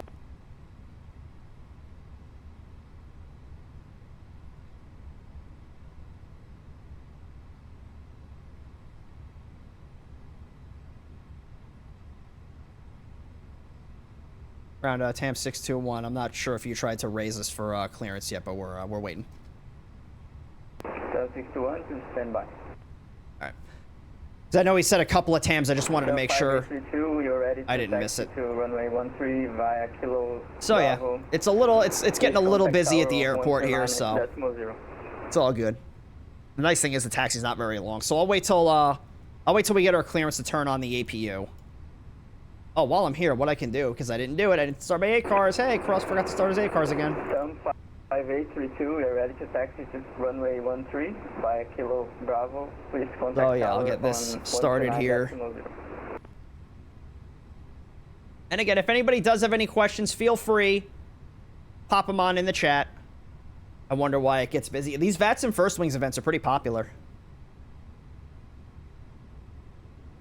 Why am I not surprised? Frankfurt is on fire because there's an event. Yeah, they do a lot of events on, particularly Saturdays. They do, what is it? It's like Cargo Op Saturdays or something. That's like their Saturday night op that they do. I think. So I'm just going to set all this stuff here. So flight number, we have this. Departure is SBFZ. Arrival is SBSV. Aircraft is the A321, not the Neo, just the A321. We're just wondering how long it's going to take for us to get out after clearance. All day. And we'll start this up.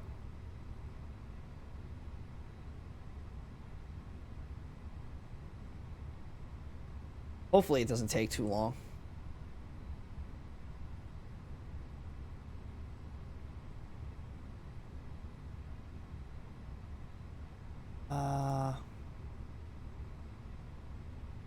He just straight up didn't even answer. 19 people on the ground, yeah.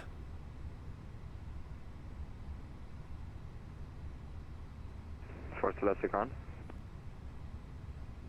Pinto Martins ground. Hello, it's 10 vacated. Oh boy. Via Delta Alpha. Gate 204. We'll get the new ATIS here, so... Yeah, everything is still pretty much the same. And ground, Requesting flight. Right, I don't think so. He's. Oh yeah, he. Speedbird 28. I think the ground controller crashed out. He's not showing up on the client anymore. Oh, okay. Well, I guess we're coming, boys.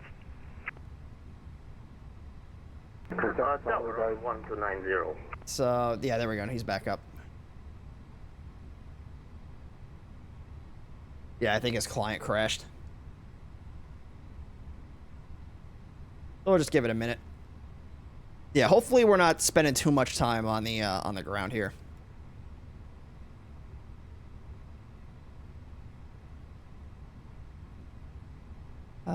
We'll get the music back on. Does the ground radio check for Speedbird 28? That way we're not too bored. I don't think there's a ground here. Yeah, okay. A new ground is connecting, so guys. I see there's some guy on the move here. I'll wait for you to go by and then I'll push back and follow you up. Yeah, I would probably... you need to be on tower frequency. It's a top-down session. Oh, okay. Thank you. I'll say I'm on the ground. It's connecting now. Ground is connecting now. People are way too impatient. Okay. Thank you.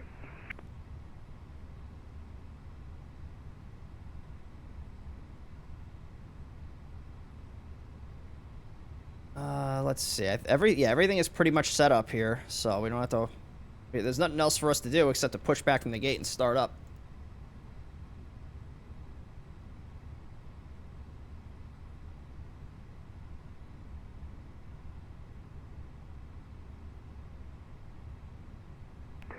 Pinto Mountain ground. Hello. It's the 100 heavy vacated via Delta Alpha. Lima gate 204 expected. Also 110 heavy.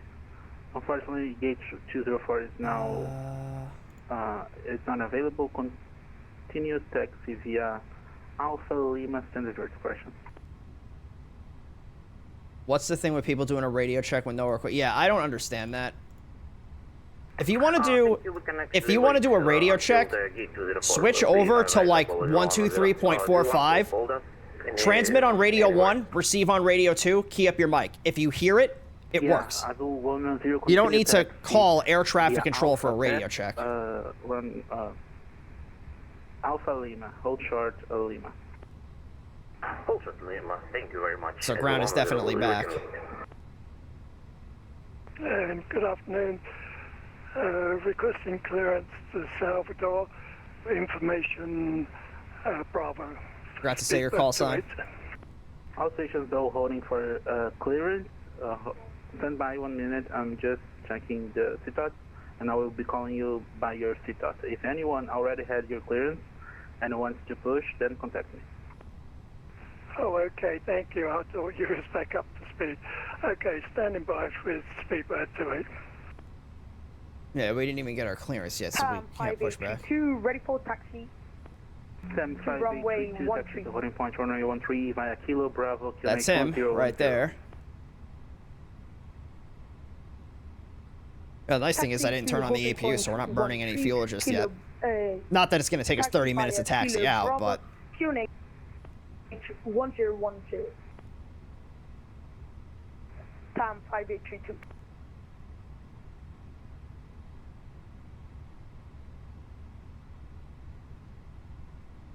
All right.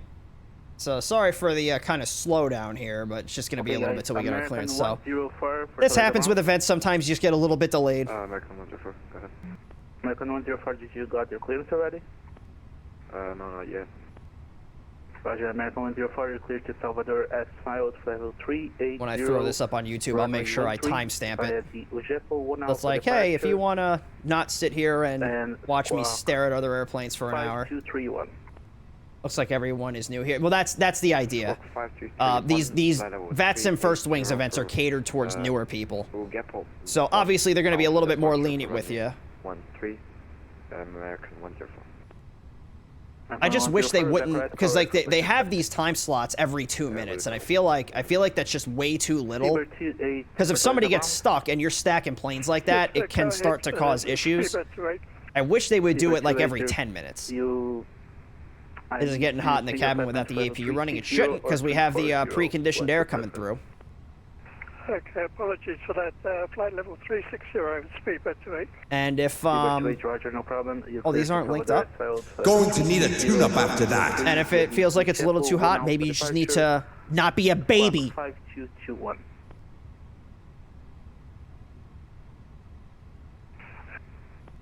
And cleared to Salvador asphalt, flight level. If you want air conditioning, go fly Delta. Runway 13 with a UJEPI. Can I? I'm just seeing if I can link the two altimeters together. That'd be nice. Speedbird 28, Rebecca Red, call ready for push and start. Maybe I can't. And Speedbird 28 ready for push and start. Speedbird 28, push and start approved. Tail to your Hey, right. I'm Delta. Yeah, no, I mean like so I can link it so I don't have to do each one individually. Taxi, Speedbird 28. Maybe I just can't do it. 105832, contact Fortaleza Tower 129.0, have good flight. Yeah, maybe I just can't do it. Tower 129.0. Thank you for your ATC. Thank you for flying that, bye-bye. What is this? Oh. So this is independent. Okay, linked. So let's try it. Oh, it does it. Nice. I fixed it. All right.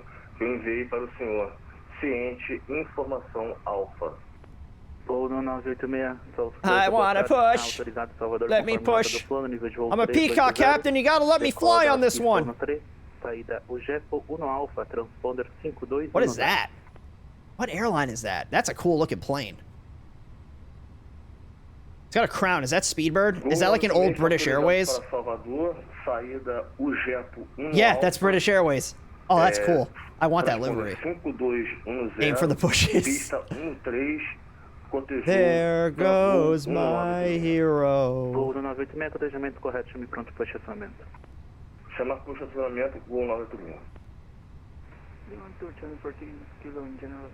That's such a cool livery. I really like that. Hey, Mike, that's one of your people. Why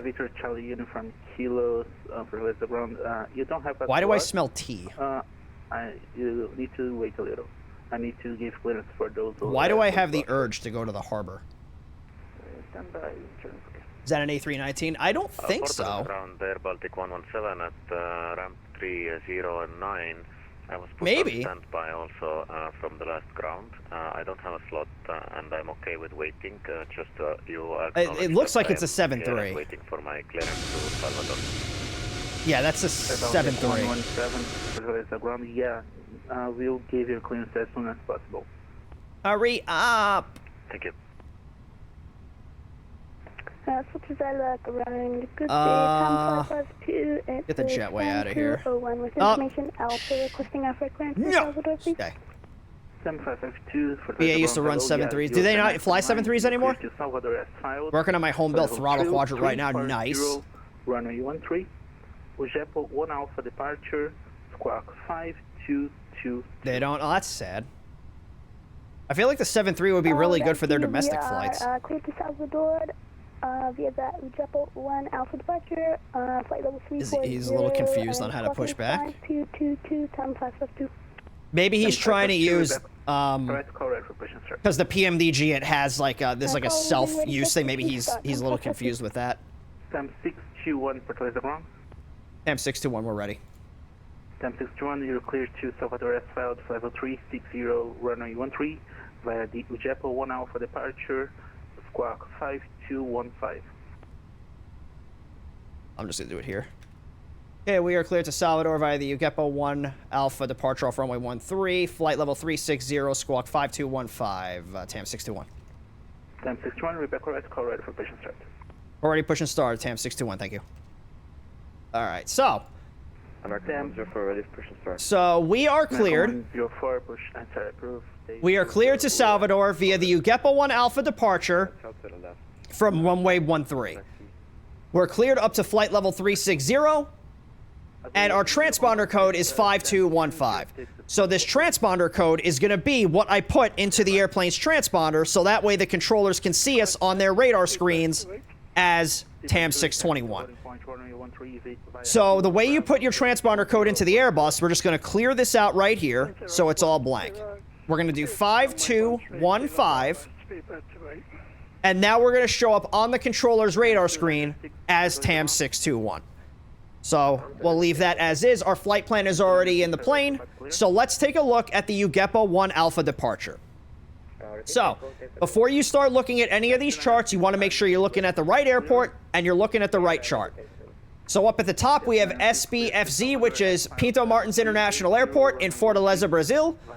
And right up here, it tells us what departures are on this chart. So we're looking for the UGEPA 1 Alpha, which is right here. I'm going to circle it for you. So UGEPA 1 Alpha. So we're looking at the right airport, and we're looking at the right chart. This is going to be for runway 13. Airport elevation is going to be 83 feet, and our transition altitude is going to be 5,000 feet. So the transition altitude is for when you're climbing. Transition level is for when you're descending. So when we get to 5,000 feet, we're going to switch our altimeter setting over to the standard pressure setting. RNP1 or RNAV1 Alpha, wow. RNP1 or RNAV1 means that the plane has to be either RNP1 or RNAV1 capable, which the Airbus A320 certainly is, and we need to have a GNSS on board. GNSS is it's basically a GPS or a GPS adjacent system. This plane has a GPS on board, so we are properly equipped to fly this departure. Now down here is a top-down view of what this departure looks like. So this right here is our airport, and what we want to look for first is the transition that we're going to be flying, which is UGEPA. So UGEPA, if you remember from our flight plan, was the first fix on our route right here. So this is going to be the transition off the departure. And on the original flight plan that we looked at, it said UGEPA 1 Alpha and then UGEPA. So as you can see, UGEPA is the last point that is on this part of this departure. So we're just going to follow this route all the way out to UGEPA. So upon departure, we're going to fly a track of 126 degrees until we get at or above 2,000 feet. Then we're going to start a right-hand turn to FZ047 at or below flight level 060. Then we're going to fly out to UGEPA. Then from UGEPA, we are going to proceed on our flight plan route.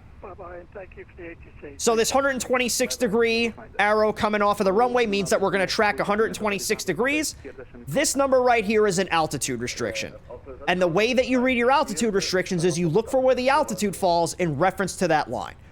So 2,000 is above that line. That means we need to be at or above 2,000 feet before we make this right-hand turn towards FZ047.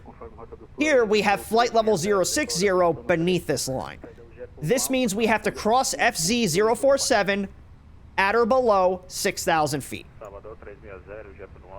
From there, we're going to fly out to UGEPA. So pretty straightforward route that we're going to fly. So a couple of other things I want to make note of. So you're going to see right here, you're going to have 203 coming off of FZ047 out to UGEPA. So that is going to be the track we're going to fly from 047 out to UGEPA. And then right here, above this line, it says UGEPA 1 Alpha. So this is the route we fly if we're flying the UGEPA 1 Alpha departure. Right below it, we see 28.2, which is the distance between FZ047 and UGEPA. And that's going to be in nautical miles. This gold ring right here are the minimum sector altitudes in these different areas around the airport, and this is going to be a 25 nautical mile ring. So if we're to the east of the airport, minimum altitude is 3,000 feet. So if you're below 3,000 feet, you just want to be cognizant of any terrain or obstacles that could be around you. To the southwest-ish is going to be 5,000 feet, and then to the northwest is going to be 4,300 feet. Now, this right here is some performance data, or some performance requirements that we're going to need to maintain based on what we're doing.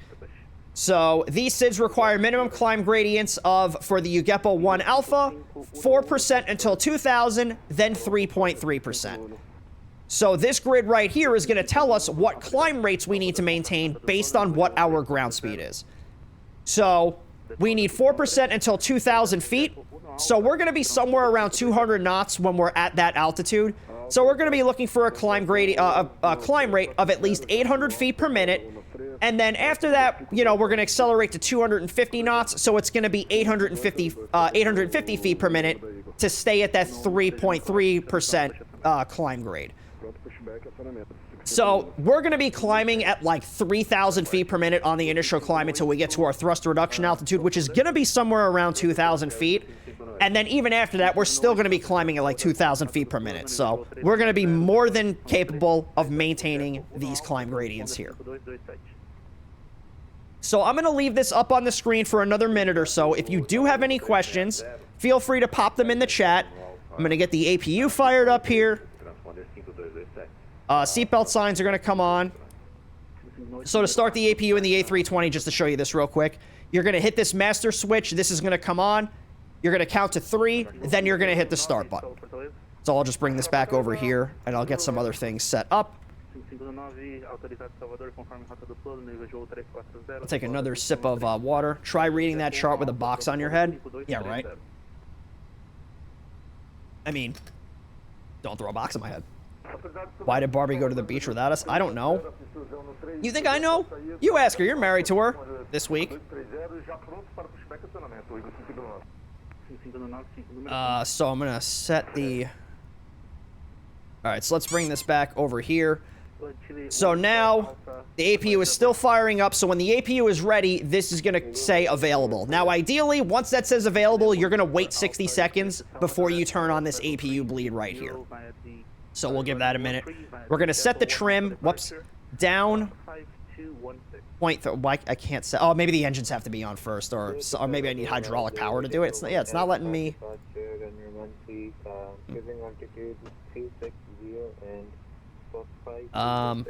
That's weird. It's not letting me mess with the trim height. Yeah, that's what I'm thinking. But usually I get like the little hand. That. I don't know. So we'll just hit the APU bleed button now. Yeah, I guess I always set the trim after the plane is started. Maybe. I don't know. Alright. So we're going to set this for flight level 360. There's no top altitude on this departure. Ready for taxi. Jet 301, taxi to holding point, runway 13 via cool. Alright, so I'm going to turn the music off here. As we are going to start getting ready, I'm going to pull over my pushback tug. Let me, oh, you know what I'm going to do? I'm going to get the GPU turned off here. So you're just, to turn the GPU off, you're going to click that external power button again, then it's going to say available. And then I'm going to come over here, disconnect the GPU, get rid of the chocks. Parking brake is set. We're going to get the tug pulled over here. And now we got a call to get our push and start clearance. So we're going to use the same 4 whiskeys as we did before. So who we're calling is Fortaleza ground. Who we are is TAM 621. Our position is stand 210. We're also going to tell them that we have ATIS information Bravo, and then we're going to request our push and start clearance. And actually, before I do that, let's get my radio set up here. So I always recommend that you set your frequencies to the frequencies you know you're going to be using, so that way you don't have to fumble with these knobs while you're trying to, to depart and trying to taxi out and all that good stuff. So over on the client here, we have the ground controller on 12195, tower is on 129.0, and then the center controller is 125.4. So we know we're going to be talking to all of these controllers. So I'm going to put ground's in active 1. The tower controller is in standby 1, so when I want to talk to tower, all I have to do is this.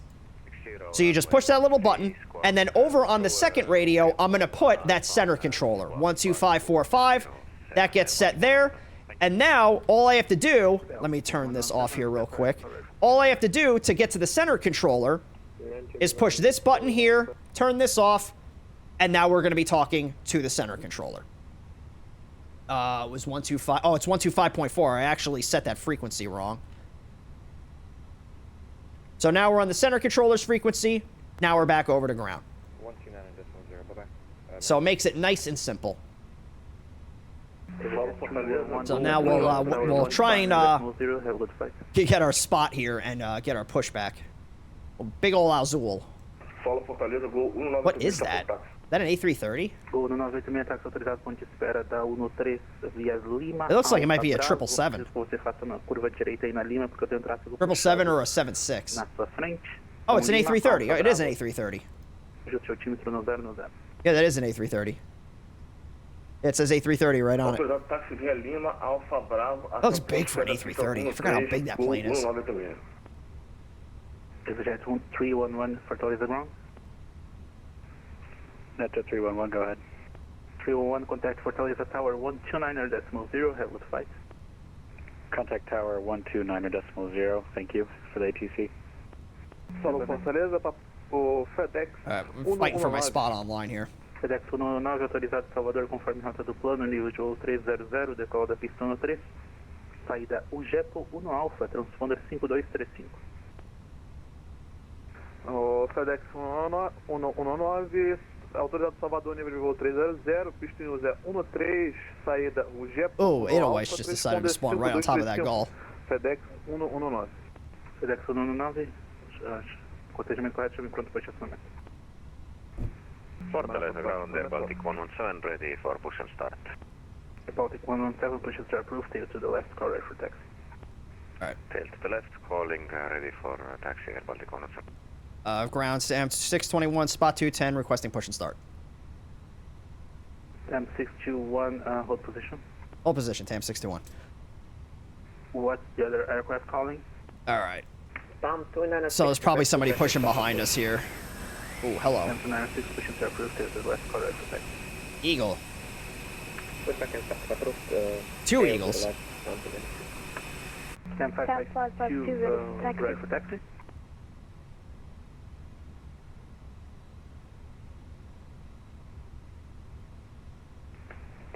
Yeah, so there's nothing in the auxiliary tanks here. Got to do this flight in an ATR. Didn't get to book a slot in time, and my hotels ain't getting there until Monday, so I'll probably listen in observer mode for a little bit before I set off. Yeah, there's nothing wrong with that. Kilo Bravo KNH 1010 TAM 552. Kilo 5501, após início do táxi da aeronave na sua retaguarda autorizada para estacionamento cauda à esquerda. Após a passagem do tráfego autorizado, pushback à esquerda, 01 da Eagle. Kilo 5508, tem uma tráfego da companhia puxando A373 para a direita, or 777 or something else, some freighter flights. What do you mean?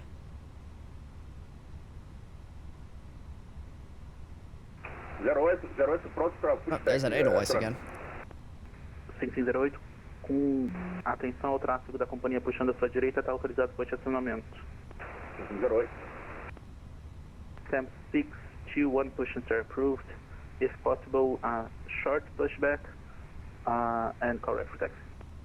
Alright, we'll do a short pushback, call ready to taxi, TAM 621. So he just doesn't want us to push all the way back, so we'll push back to like there. So, or maybe we'll just push back to like this line here. So we'll keep it as short as we can. So let's get the parking brake turned off. We're gonna get the beacon light turned on. And now we're gonna start our push. Pushback acionamento autorizado Eagle 551 no caldo esquerdo. TAM 552, contact Fortaleza Tower 129. And we're gonna start engine number 2, so we're gonna set the ignition to the starter, and then we're gonna flip the engine master for engine 2. Gol 5501, táxi autorizado, ponto de espera da pista 13 via Kilo Bravo, ajuste o altímetro no 0 no 0. Kilo Bravo. Just want to make sure I have enough. So what I'll do is I'll stop like right on this line.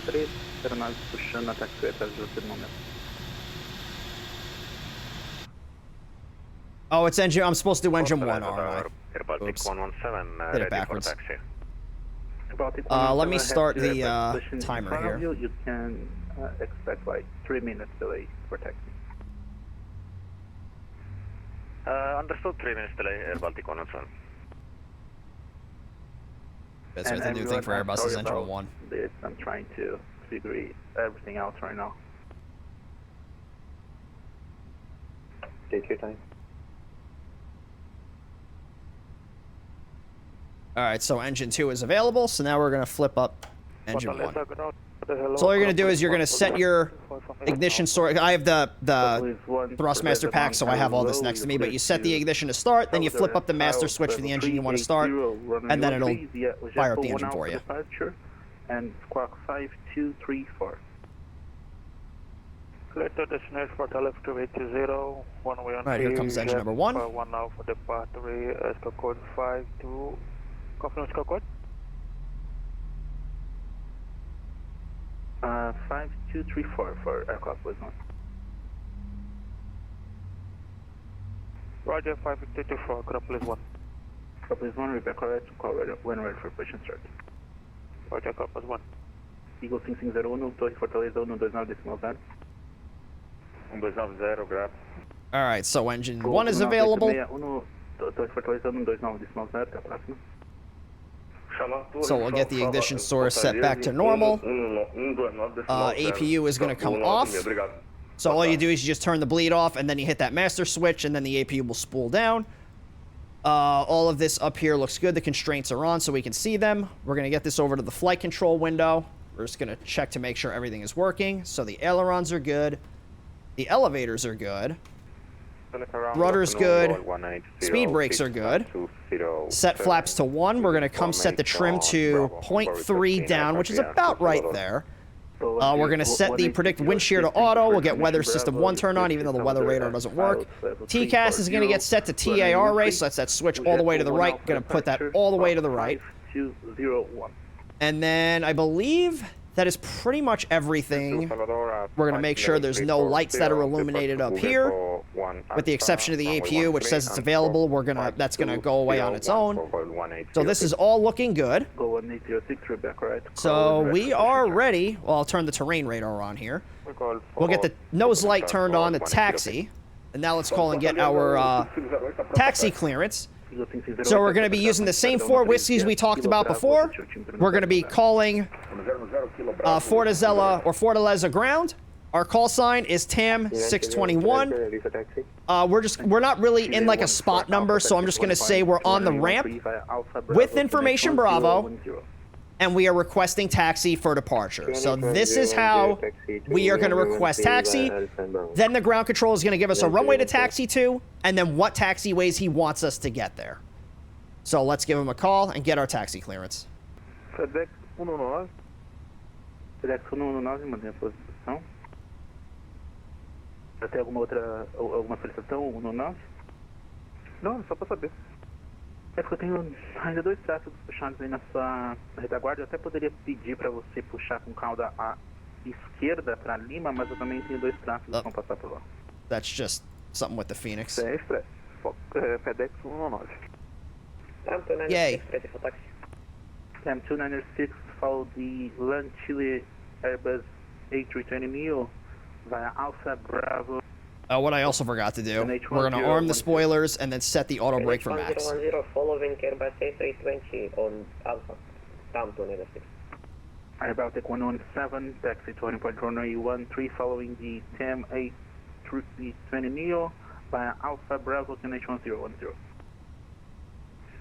Taxi to runway 13 through Alpha Bravo and following the A320 Neo Air Baltic 117. Big thanks to you.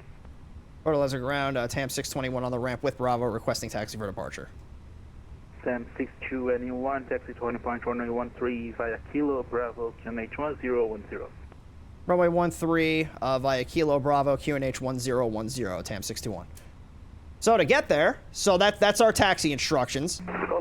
Runway 13, he said holding point 13, so it's going to be the holding point before runway 13. We're going to taxi via Kilo Bravo. So we're going to go. Where is me? Am I on the wrong thing? Oh, here we go. Okay, so Simlink is not working. So we're like positioned right here. So Kilo is this taxiway over here. I can't draw. Why can't... What is going on with this thing? Alright, whatever. We're going to taxi out to Kilo and then Bravo. That's how we're going to get there. I don't know why this isn't... Oh, is that why? So Kilo... Yeah, there we go. So we're like positioned somewhere out over here. So we're just going to taxi up this way and then hold short of 13 at Bravo. So not going to get the full length of the runway, but it's fine. We can certainly handle it. So let's get some power to the engines. We'll start this turn, hit this little takeoff config button, and make sure that says normal. Kilo Bravo, atrás do tráfego da companhia, Eagle 559. Land Chile 14 Alpha, contact Fortaleza Tower 129.0. Oh, look at that, a bunch of Latams. Nice little army. TAM 296, contact Fortaleza Tower 129.0. Have good flight. 129.0. That one's not model matched. I wonder which one that is. 117, contact Fortaleza Tower 129.0. Have a good flight. Tower 129. The Latam army, yeah, exactly. Thank you for your patience, Air Baltic 107. Thank you for your patience, thank you. So we're about 25 minutes behind schedule, not a big deal. During my first VATSIM flight out of Edinburgh, I flew at night and promptly took a pointlessly long taxi ride after accidentally turning onto taxiway mic. Ooh. Yeah, that happens. Sometimes you get a little disoriented with newer airports. It happens. It happens to me, too. Like last night at Detroit, because the way they wanted me to taxi, it didn't make a whole lot of sense until I realized I completely missed one of the taxiways that they gave me. So yeah, it happens. Beleza, fala 559. FedEx 119, após a passagem do 737-800 da Eagle na sua retaguarda, está autorizado para estacionamento com cauda à esquerda. Chame para um táxi. Após o Boeing da companhia, cauda à esquerda. Chamada pronto para o táxi, FedEx 119. Go 1806, Fortaleza ground. Okay, for Go 1806. Get a little bit of power here so we can make this turn. Passing 737-800 behind you, you're clear to push and start after. Tail to the left, correct for taxi. Now the only question is I don't know where we're going to get sequenced, so I'm going to hold right here. Traffic Boeing 737 for Go 1806. I don't know which plane we're going to be getting in behind. 621, contact Fortaleza Tower 129.0, have good flight. 129.0, TAM 621. Thanks for all your help today. Good job. Thank you. All right, so 129.0. Now we're just going to check in with the tower. I'm going to let him know that we're on Kilo and we're holding short of taxiway Alpha, just so he's aware. Tower, good afternoon. TAM 621 on Kilo, short Alpha. TAM 621 for the tower. Very good evening. Hold position. Hold position, TAM 621. So we'll just sit here until he tells us to go through. I have a feeling we're going to get in behind this plane right here. Sorry about that. I was on Fortaleza Control, had to join as ground. No, you're good, man. You guys are doing pretty good. Now listen, the events, they're gonna have delays. You know, there's gonna be hiccups. It's not an event unless there's a hiccup somewhere, right? No, but you guys are doing a really good job. Appreciate you being out here, helping all the newbies learn how the network is. Cena 125, decimal 4, Gol 986. Obrigado, boa tarde.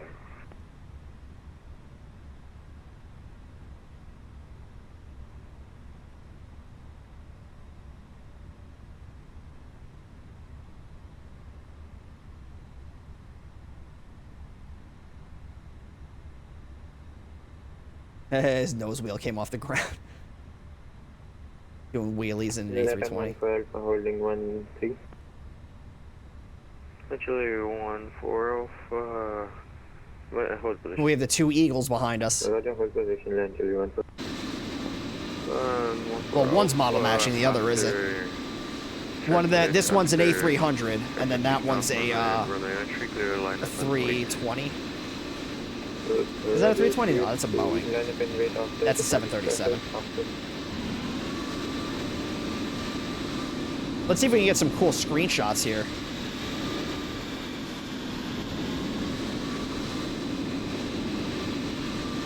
I think that's pretty solid.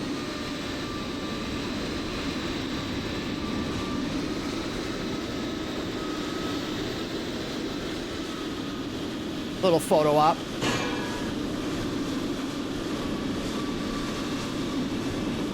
Eagle 608, vento 110 graus, 0 knots, giving gas 7 Oh, whoops. Sweet. I had that brake bug that you don't like in Must Fuss last night. Yeah, I don't know what that is. Haven't had it for a while. It usually only happens in the 7.3.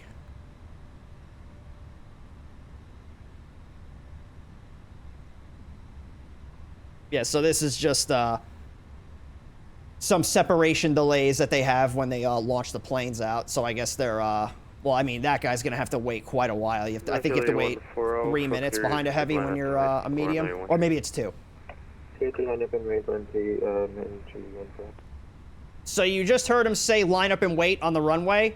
So line up and wait means that you are going to get on the runway and you're going to hold your position until the controller either tells you that you're cleared for takeoff or until they tell you to exit the runway.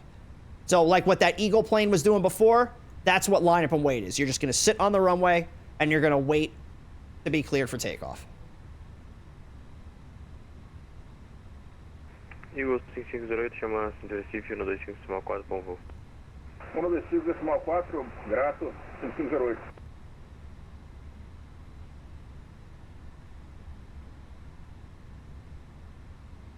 Is it like the parking brake is on? It happens after you pause. It's like just basically like the auto brake doesn't disengage.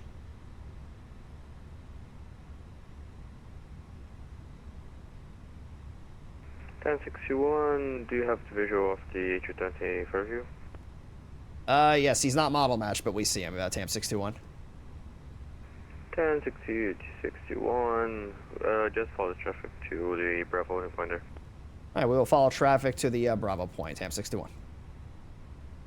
Oh, looks like we are going to get full length, but our scenery does not have the full runway. So I guess there was an extension. So there's a taxiway pop-up that comes out this way, I guess, in the real world, and then the runway kind of sits back another like 100 feet. So that's why he's telling us Bravo, because I guess not everybody's got Papa. Eventually 140 for clear takeoff runway 13, wind 110 degrees at 10 knots, finish 100. Finish 110, clear for takeoff, runway 13, 15. You have to go full throttle. Well, if you just tap the brakes, it'll disengage it. After departing traffic. Like when that happens in the 7.3, most of the time you just tap the toe brakes, or if you just kind of like maybe not tap it, but like you hold it for a second and then let go, it will it'll undo it.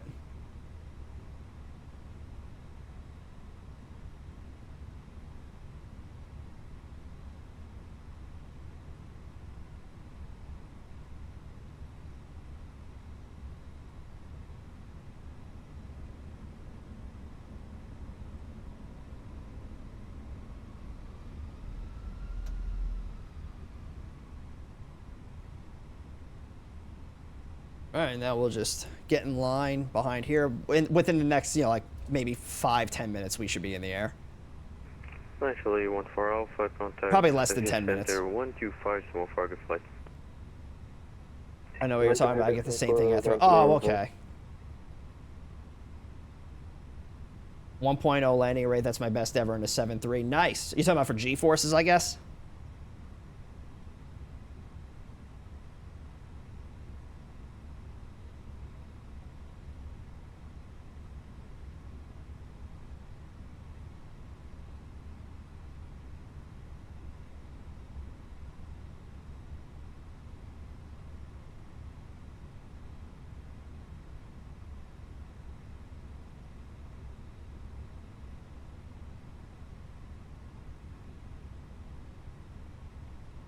So we'll get the landing lights pulled out. We're not going to turn them on just yet.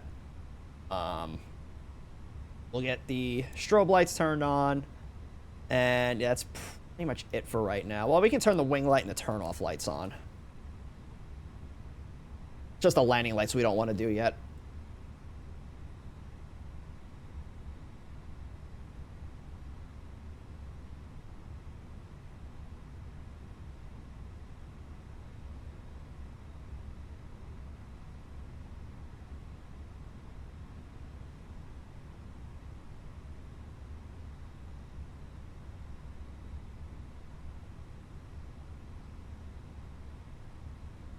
Stand 296, clear takeoff runway 13, wind 110 degrees at 10 knots, QNH 100.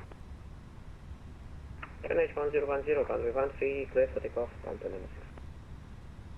There's somebody coming up behind us.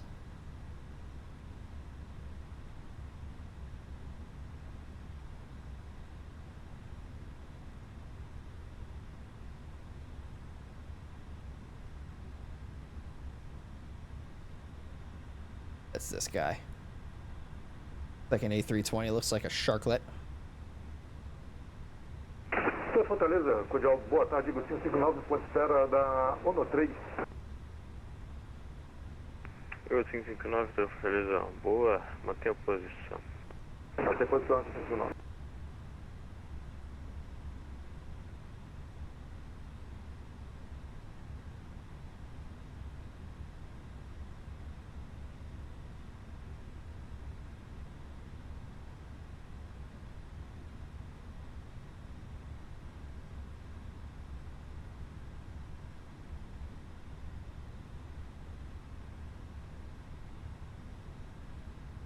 Stand 296, contact Recife Center 125.4 Fargo flight.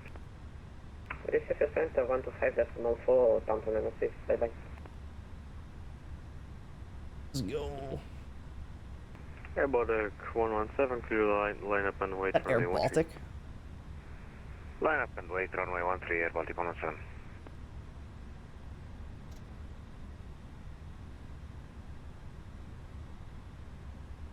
He's levitating.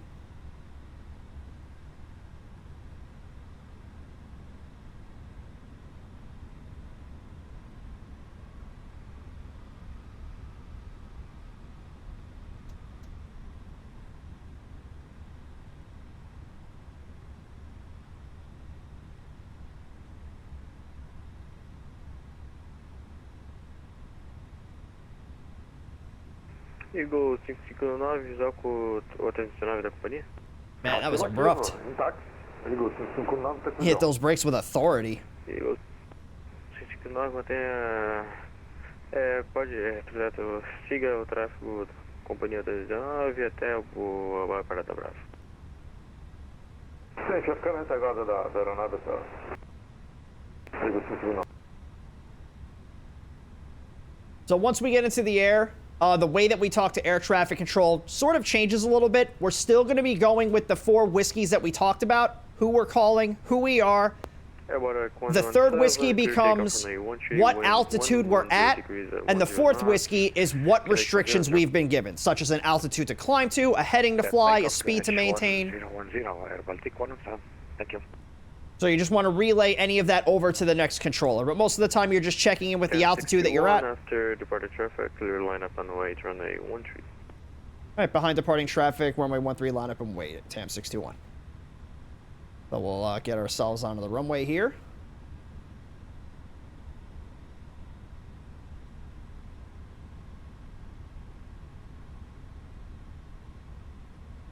And we'll try and use as much of this runway as we can. And then set to a button so they're either off or fully on. Yeah. Mine's just the, my rudder pedals.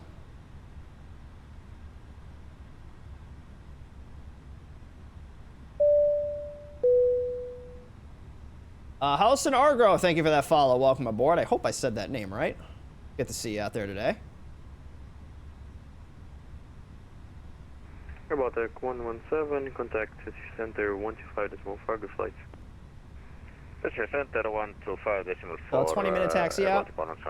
Hey, Digi, how you doing? Oh, I didn't turn my landing lights on. Oops, I was supposed to do that before I got on the runway.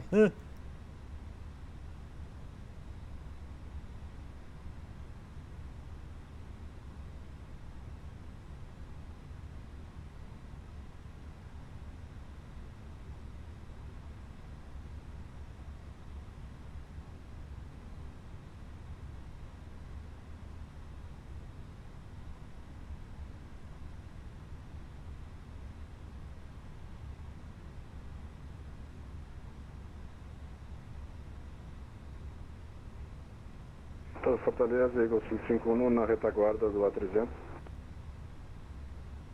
Eagle Eagle 551, mantenha-se atrás do tráfego, rota 300, 600. Só siga ele até a Brava, por favor.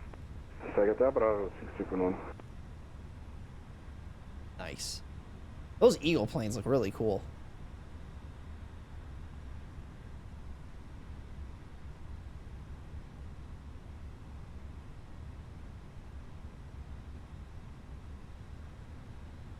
Good collection of... Yeah, it's the VATSIM First Wings event, so usually get a pretty good turnout for these events. A little mini jet over there. Can 61, clear takeoff from the 13, wind 100 degrees, 11 knots, KNH 100. Runway 13 clear for takeoff, TAM 621. All right, we'll get the chronometer started. Power 40%. Eagle 558, após. All right, and flex. Airspeed's alive. Decolagem da aeronave da Chile do Latam, Eagle 558.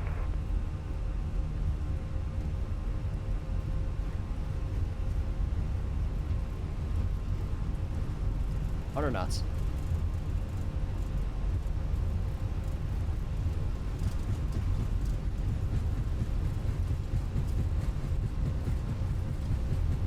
B1, rotate, B2.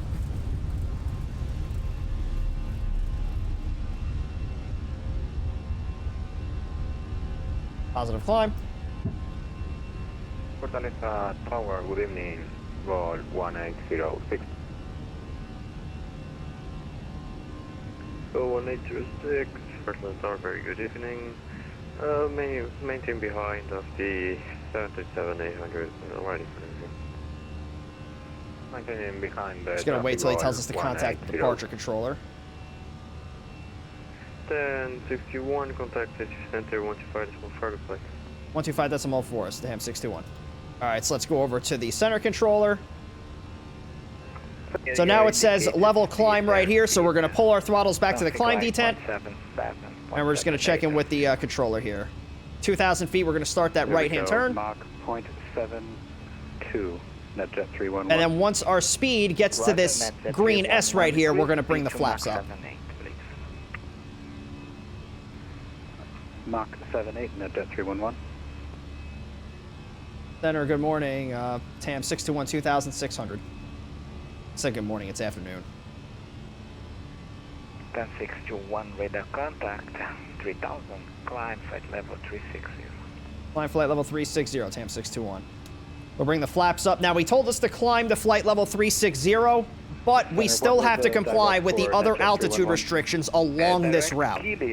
So our next restriction is flight level 060 at FZ047. So we have to stop at 6,000 feet before we get to FZ047. We can't just continue our climb up to 360.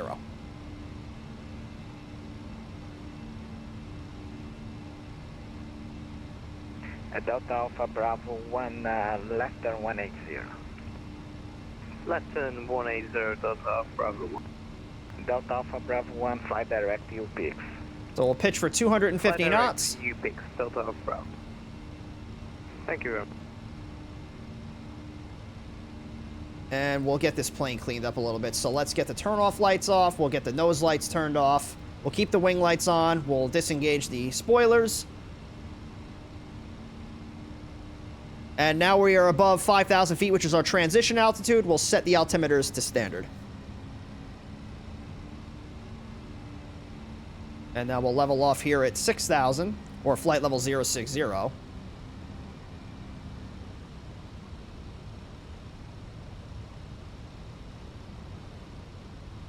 Whole ass line of traffic all the way out of Fortaleza on radar. Let's see. Yeah, the only thing I kind of don't like is with the First Wings events, they stagger planes like it's just like a regular event where they do them every 2 minutes.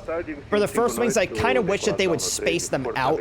So that way, if somebody does struggle, then, you know, you're not screwing up an entire line that's behind you. Because I've seen a couple of First Wings events where it gets so busy that, like, controllers are starting to throw people in holding patterns and, like, all these other things. And it's like newer people on the network are going to struggle to figure stuff like that out. Are you saying the charts over the controllers? Well, whatever the controller tells you is what you're going to do. So when they tell you to climb flight level 360, that's them telling you you're going to go to flight level 360, but you still have to comply with any altitude restrictions that are on that chart. Now, if they tell you to climb unrestricted, or if it's an instruction like climb and maintain, then you're not going to follow what's on the charts. But that's not what they told us. They told us to climb to flight level 360, so we still have to follow the charts. But yes, what the controller tells you is going to supersede what the charts are going to tell you. Descent at pilot discretion, flight level 200. All right, so now we'll continue our climb. I think it's 9,000 is our next restriction. No, it's not. I don't know why I thought 9,000 was a restriction. I want you to cross U peaks at flight level 200.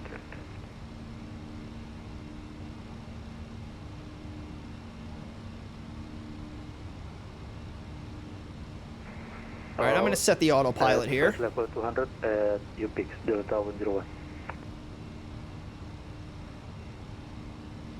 Nordic and a 972, same for you. And then once we get to 10,000, we'll turn the landing lights and the wing lights off.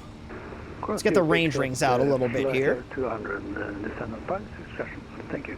Nordic 2 Mikey, 972.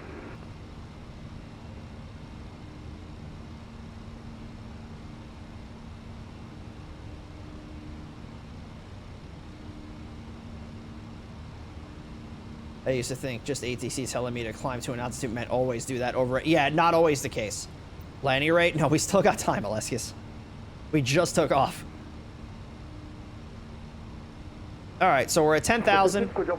Landing lights are coming off. Wing lights coming off. We'll chime the seatbelts. And yeah, everything else looks good. So if anybody has any questions about anything that's gone on here in the last couple of minutes, pop them on in the chat. But for the next little bit, we're just going to be continuing this climb. We're going to make sure the plane is doing what it's supposed to do while it's under the autopilot. And then when we get closer to Salvador, we're going to get the arrival we're going to fly. We'll brief that. And then, of course, we'll brief the approach.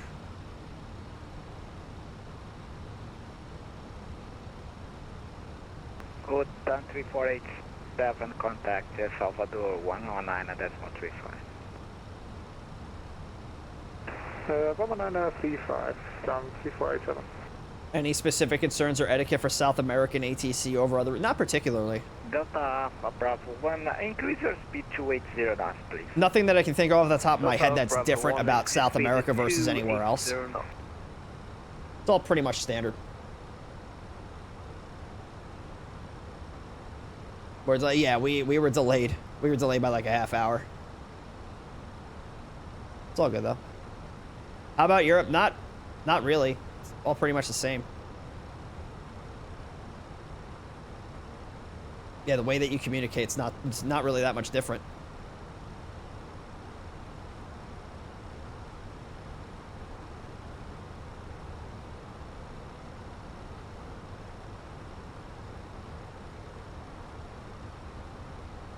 All right, let's get the music turned back on here.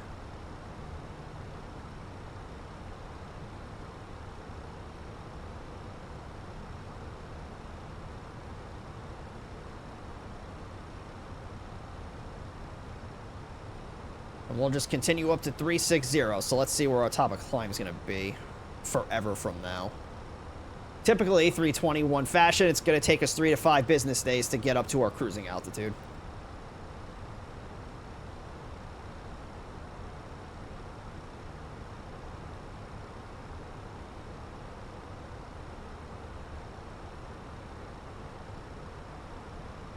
Our climb rate 25, 23, yeah, 23 minutes per feet.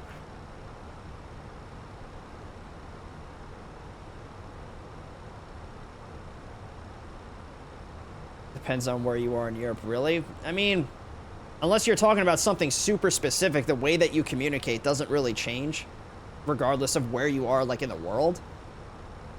Some things like airport specific, yeah, like there's some airports they don't want you to pushback without clearance from the controller, regardless of where you are. Some of them, they want you to report different things, like, you know, your stand number. Sometimes they give you a clearance identifier. Like, there's a couple of different things from that end, but as far as, like, how much different is ATC in Europe versus, like, South America or Africa or the United States, it's not really too much different.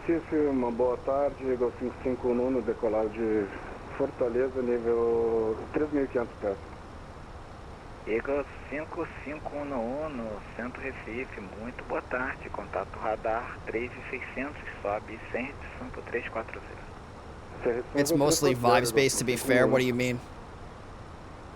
Eagle 5518, Recife. Eagle 558, prossiga. Eagle 5... Não, perdão. I'm playing with this fly-by-wire and I can't even get the engines to get going. I've isolated everything to just one engine just to get it to start. Yay. Huh? What do you mean? What are you trying to do? Or, like, what are you doing and what are you expecting? Because if you have everything set correctly, you shouldn't have a problem. Mach 78, 5508.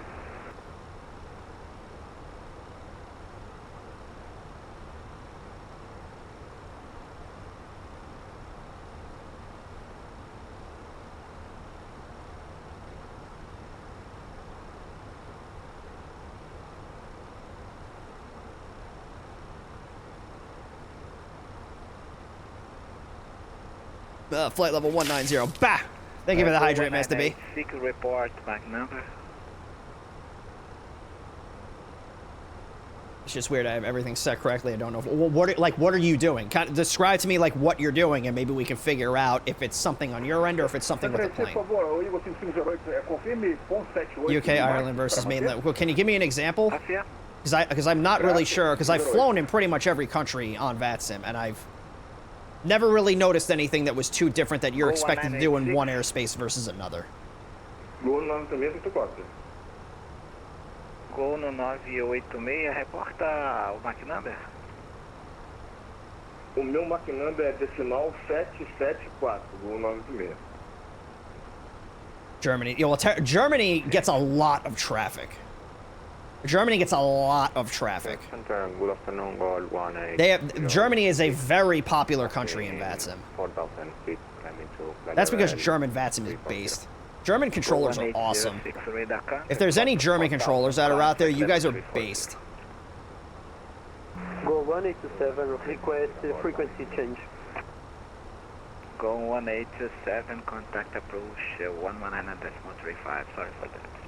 Pushback from the gate, all right parking brake is set to bleed. Pack 1, Pack 2 are off.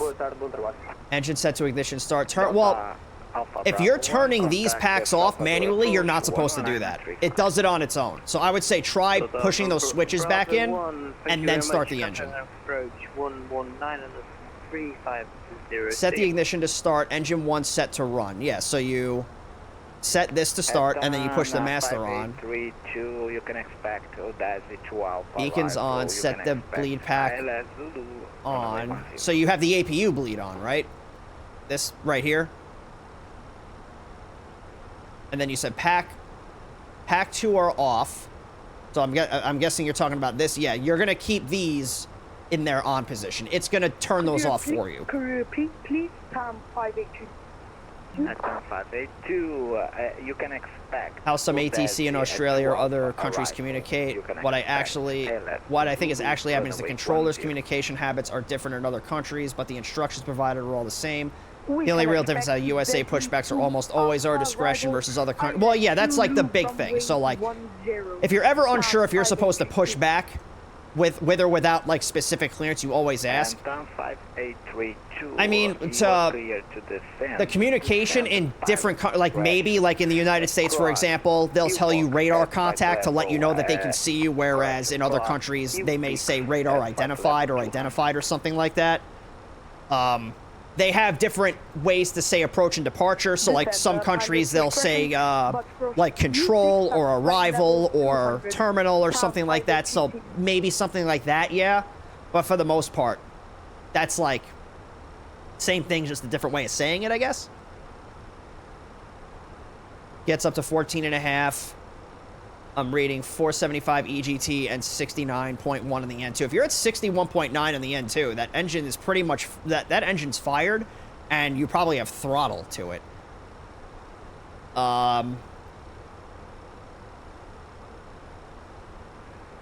Yeah, I think there's something that there's something you don't have set right. Jet 311. Now I went back down to 0, everything. Yeah, there's something that's not set right. Do you have any tips for the citation CJ4?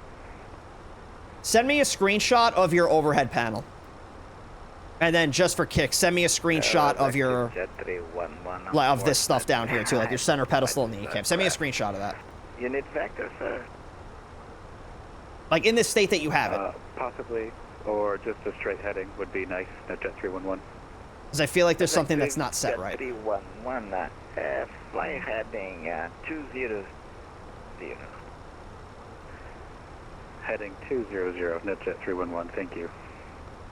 And NetJet 311, what's your Mach number? Sorry, it slipped down to 760. Speeding back up to 780. What's our arrival time? Let's see. NetJet 311. So 2036, that's about an hour. At the moment, I want you to reduce speed, sir. Reduce speed to Mach 72.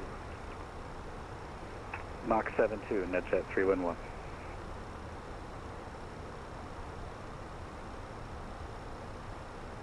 Speedbird 28, you can expect that to Alpha arrival. You can expect... Okay, you've got a fault in both generators. Roger, understood. Expect and let's see. Let's see what your lower ECAM looks like. Zulu, runway 10, Speedbird 28.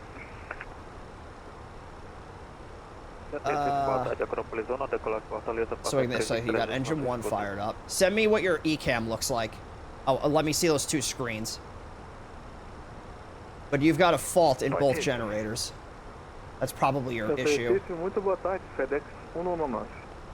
FedEx 119, Santo Recife, contato radar 6000, sobe sem restrição pro 300. Although it could be a fault because... FedEx 119. It's this. A outra aeronave que chamou, So your pack flow, set your pack flow, this switch right here to norm, it's in low. Whether or not that's the issue, I don't know, but I would set that to normal. I'm gonna tell you, talking with you about this is giving me more confidence to fly in Europe and Australia again. Yeah, man, Australia's a lot of fun too. I love flying in Australia. Nordic 972, request permission to step away for 3 minutes. Yeah, there wouldn't be anything up there that would cause an issue. 972, you're gonna be handoff quite soon, sir. You can be away for more than 2 minutes. All right, 2 minutes. I'll be back. Thank you. Nordic to 972. Delta 101, continue descend, flight level 150, and contact Salvador 119. Yeah, set your bleeds to normal. Don't put them on low. Put them on normal. Like, set that switch to normal and try it again. Descend to flight level 150. That generator fault for the is probably because the engines aren't on. That's probably why you have those faults. So they're in the right position. So I would set the, so like if we're looking at the overhead here. So set this switch, the pack flow to normal. Speedbird 28, descend and then to cross UP at flight level. What switch is that? The cross bleed, turn your cross bleed back to auto. So make sure all these switches are in the center position and then try it. That could be the problem.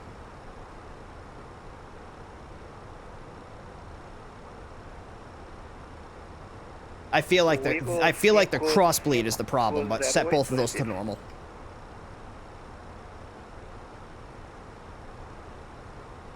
Did it work? Milk run is always a good shot. Yeah, I never get the opportunity to do the milk run on VATSIM, but one day I really want to. I didn't know the pack flow can affect it. I don't know if it does or not. I'm just saying, like, I'm just looking at his is set up versus mine, so it could be. I feel like it might be the cross bleed. I don't know how it works. I think I have like an idea, but that could be the problem. Because this is like the cross bleed. I think it's for the engines. Nordic 972, I'm back.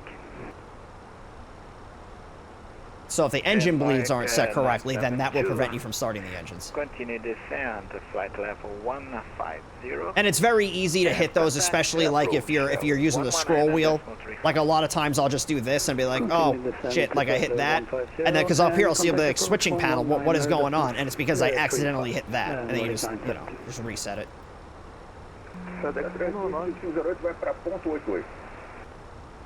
Grato.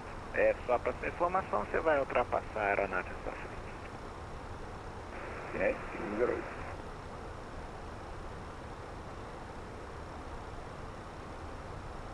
Gol no 986. All right.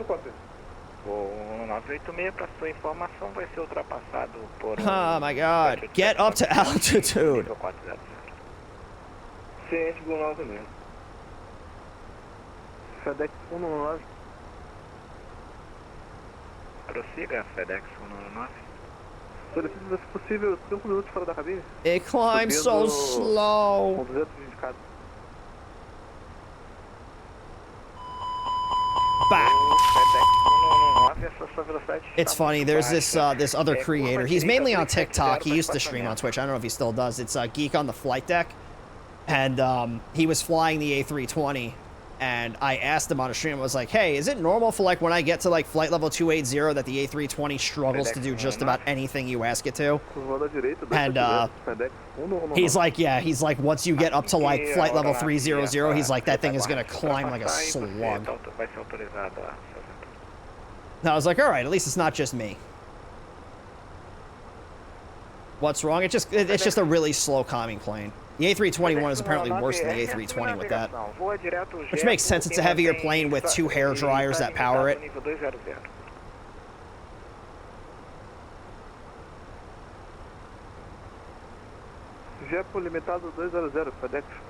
Oh yeah, it definitely depends on weight. But, you know, the engines don't help.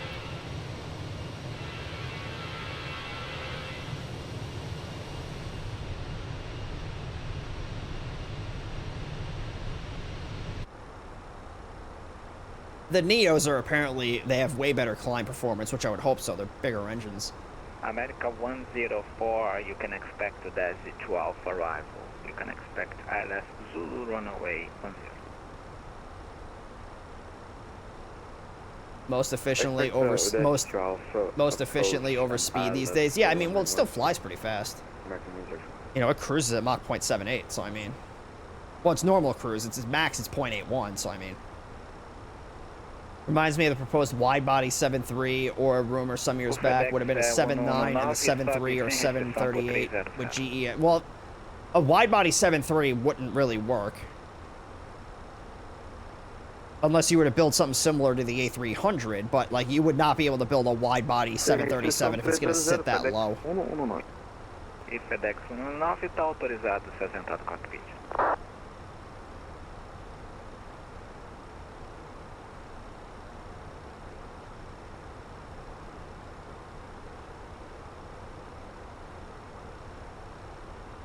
So it's probably going to be a little bit before we can get the ATIS for Salvador.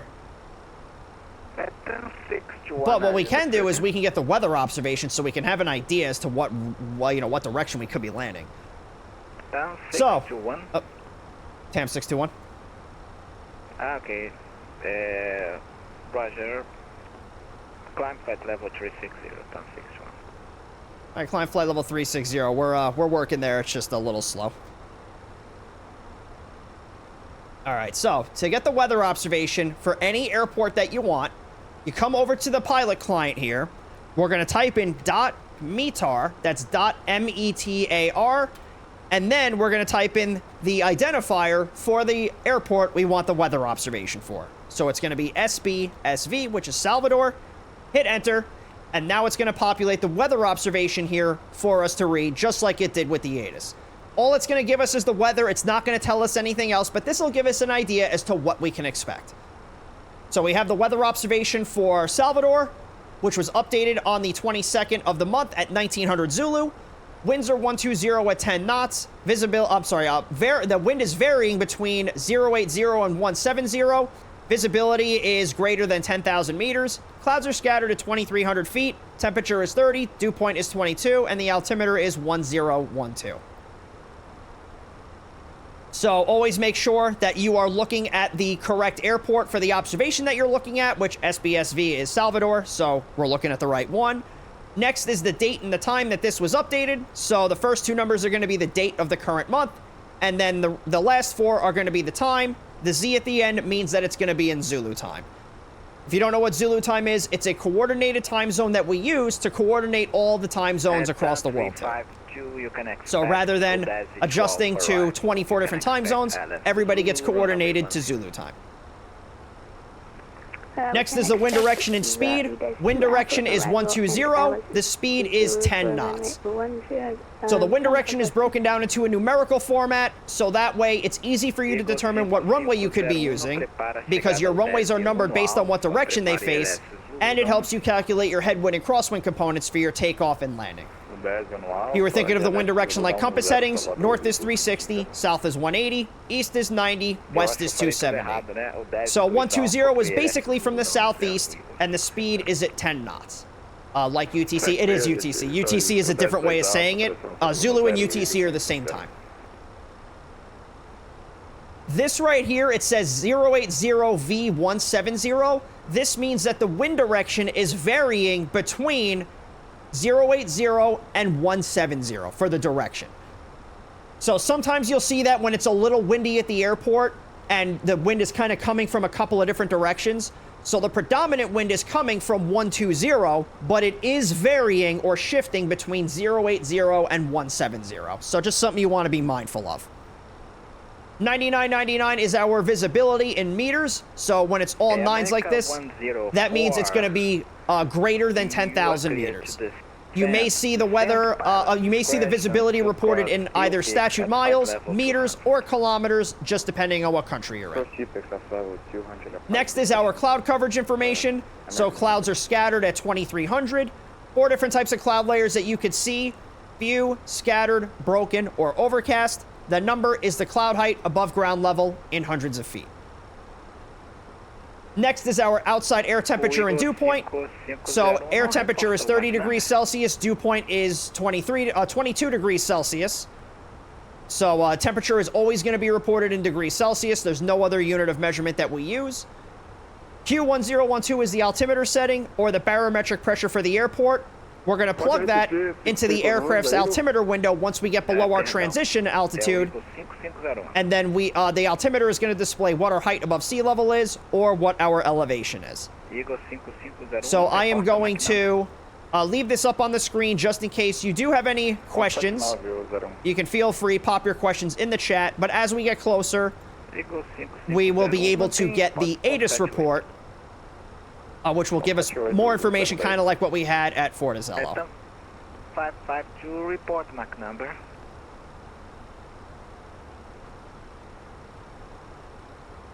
We're going Mach 0.8, Tom 552.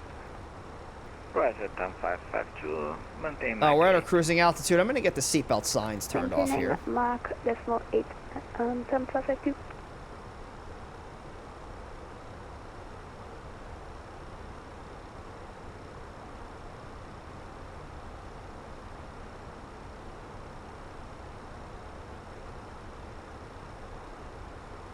Degrees 180 to 359. Is that the range for west landings if you only have east-west runways?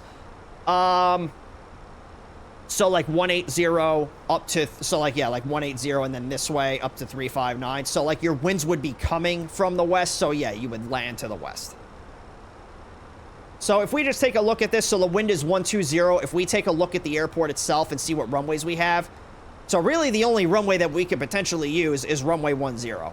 17 is going to be a little bit too short, and 28 would have us landing with a tailwind, which we do not want. So we are more than likely going to be landing on runway 10, and probably going to shoot the ILS approach. So I'll get the ILS approach plate loaded up here, so it's readily available, and then planning on the Udezi 2 Bravo arrival, because that's what we had planned for originally, and Udezi. And Frati is going to be the final point on our on our flight plan before we transition onto an arrival. So likely this is what we're going to be using. A322, But we'll wait until the controllers tell us exactly what to expect, and then we'll do it. And contact Salvador approach 119.35.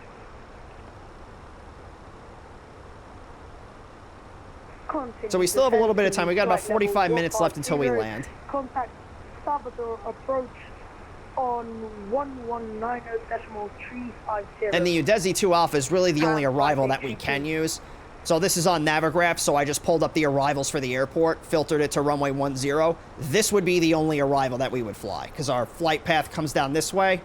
Wouldn't make any sense for us to come out over here or to come out over here to come in for the arrival, so very likely we're going to be using the Udezi 2 Alpha.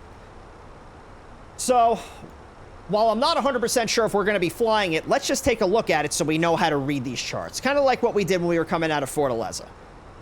So just like the departure chart, we want to make sure that we're looking at the correct airport and the correct chart. So we have SBSV, which is Luis Eduardo Magahai. I have no idea how to say that. Brazil's going to declare war on me if I mispronounce that, so I'm not going to do it. So SBSV is our airport in Salvador, Brazil.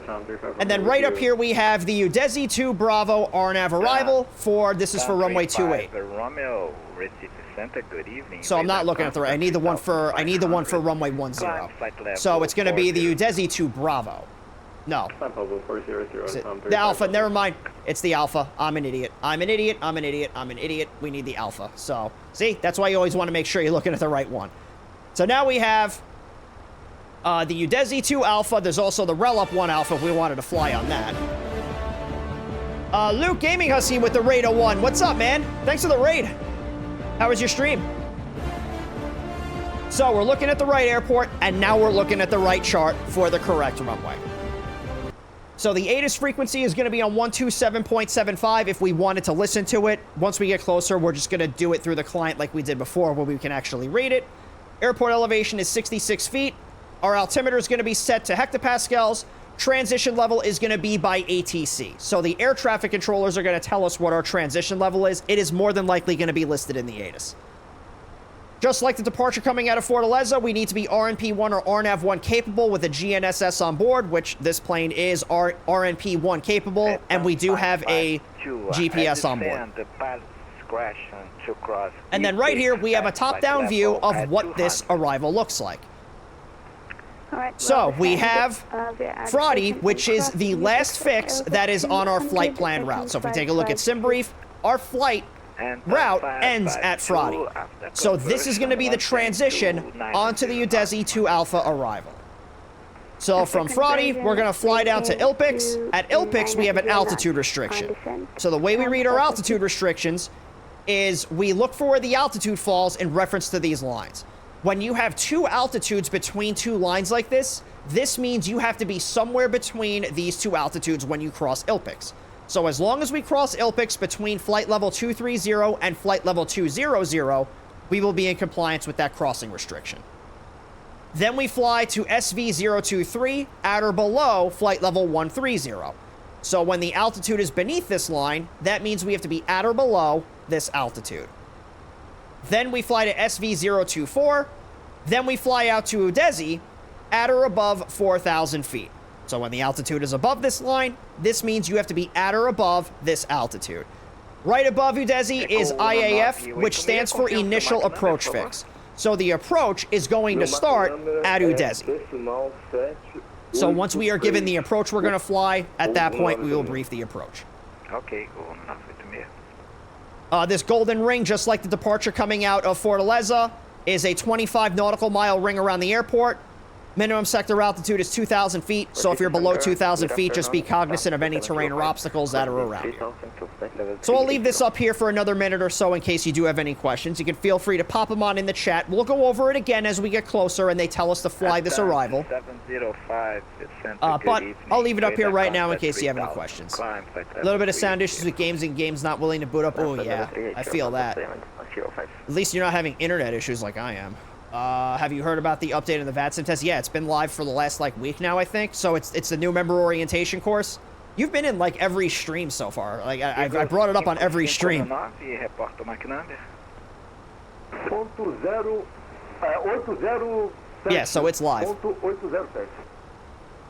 Eagle 5519, reduz para Mach .77. What's your best practice for loading up arrivals while flying? Can you elaborate? What do you mean?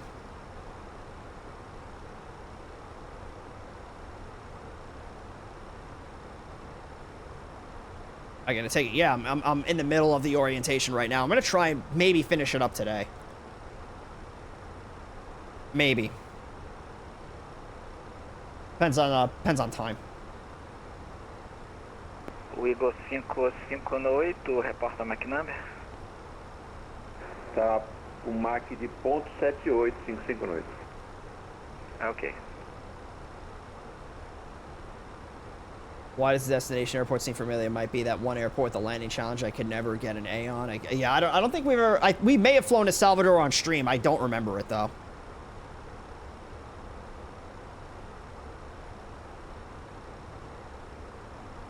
O Executive Jet 311, maintain heading at 210 at the moment.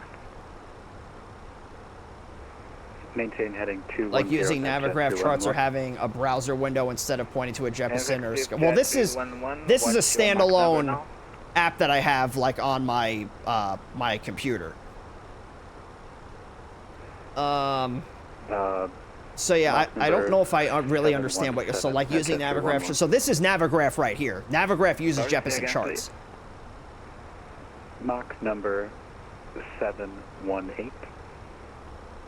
718? Mach number .72. Okay, Executive Jet 311, that's too low. Please increase speed Mach 78. And try to maintain your speed. It's very difficult for this aircraft to maintain your speed, but appreciate if you can maintain Mach 78. We'll maintain 78, not just 311, sorry. We'll do my best. Can the CJ4 fly that fast?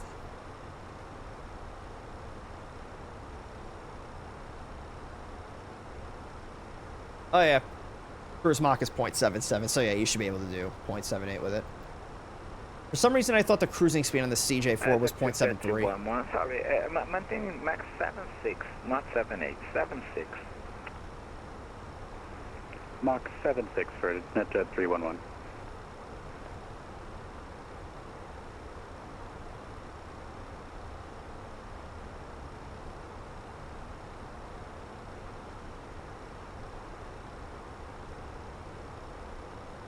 Worth noting that if you don't have a Navigraph subscription, you'll be using ChartFox to see if any controllers have uploaded current charts to their page. Yeah, there's a couple of free ones that you can use, but you got to remember that if you don't have Navigraph, you're not going to have the information imported into your simulator. So, for example, because like when the arrival charts get updated, they switch the number that's on it. So it's like for there was one in like DCA last night. It's we flew the Freedom 6 into DCA. A year ago it was the Freedom 5. They updated something on that chart, so now it's the Freedom 6. So you could run into a situation where it's like they want you to fly the Freedom 6. Well, it's like, well, you can't because you don't have the information to be able to do it.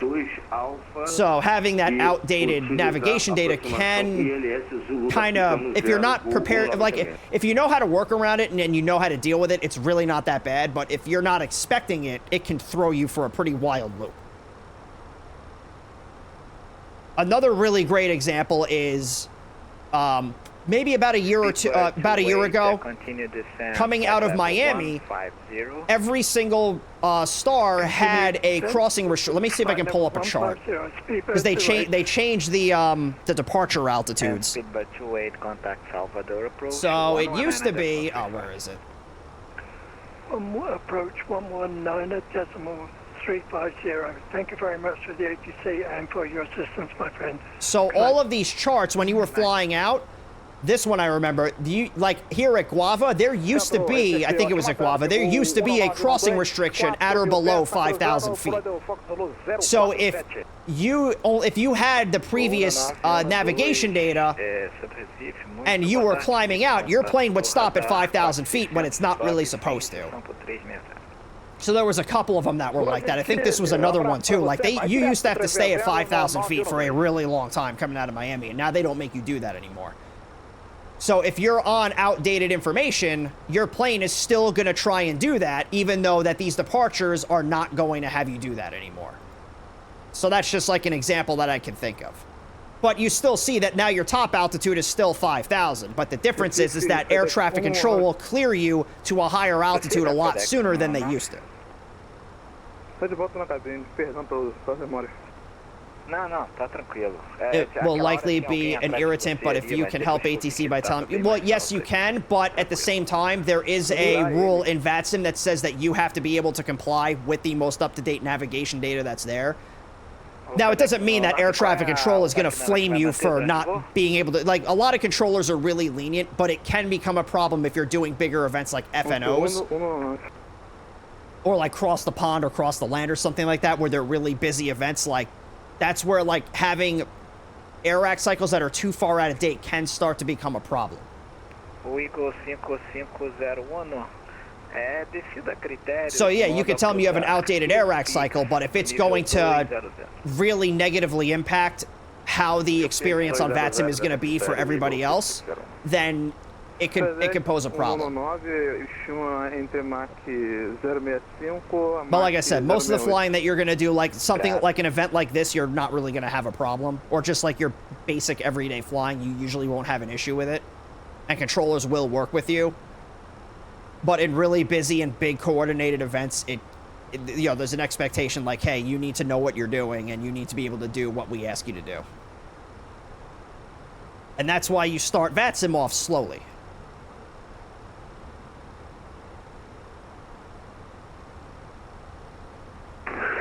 You know, you don't want your first flight to be some big FNO like the one that we flew last night. Because if you start to make mistakes, or you're starting to do things that you should know better, about, you know, that's when there's going to be little to no patience from the controllers.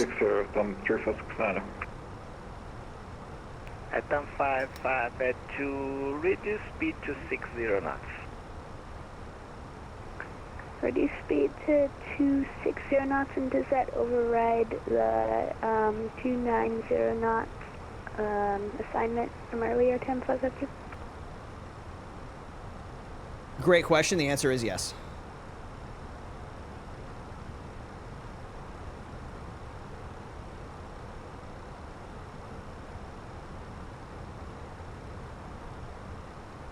American 104, say indicated airspeed, please.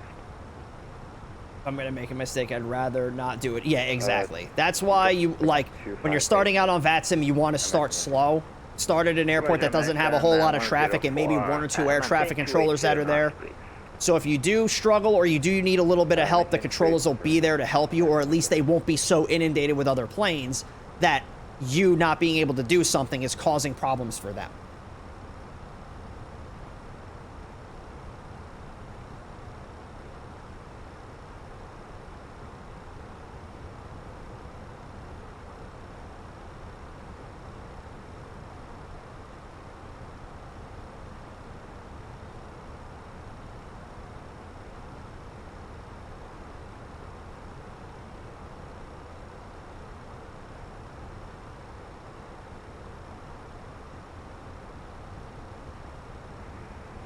Center, NetJet 311 is back on the autopilot GPS course. Okay, thank you, NetJet 311.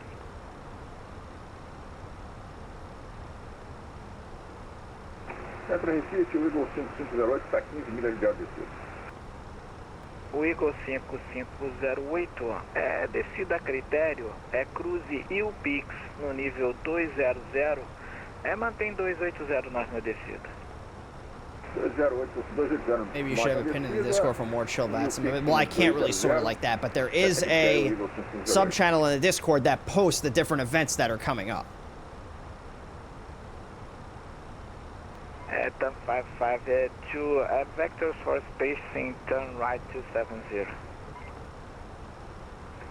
Turn right 270 degrees, 10552.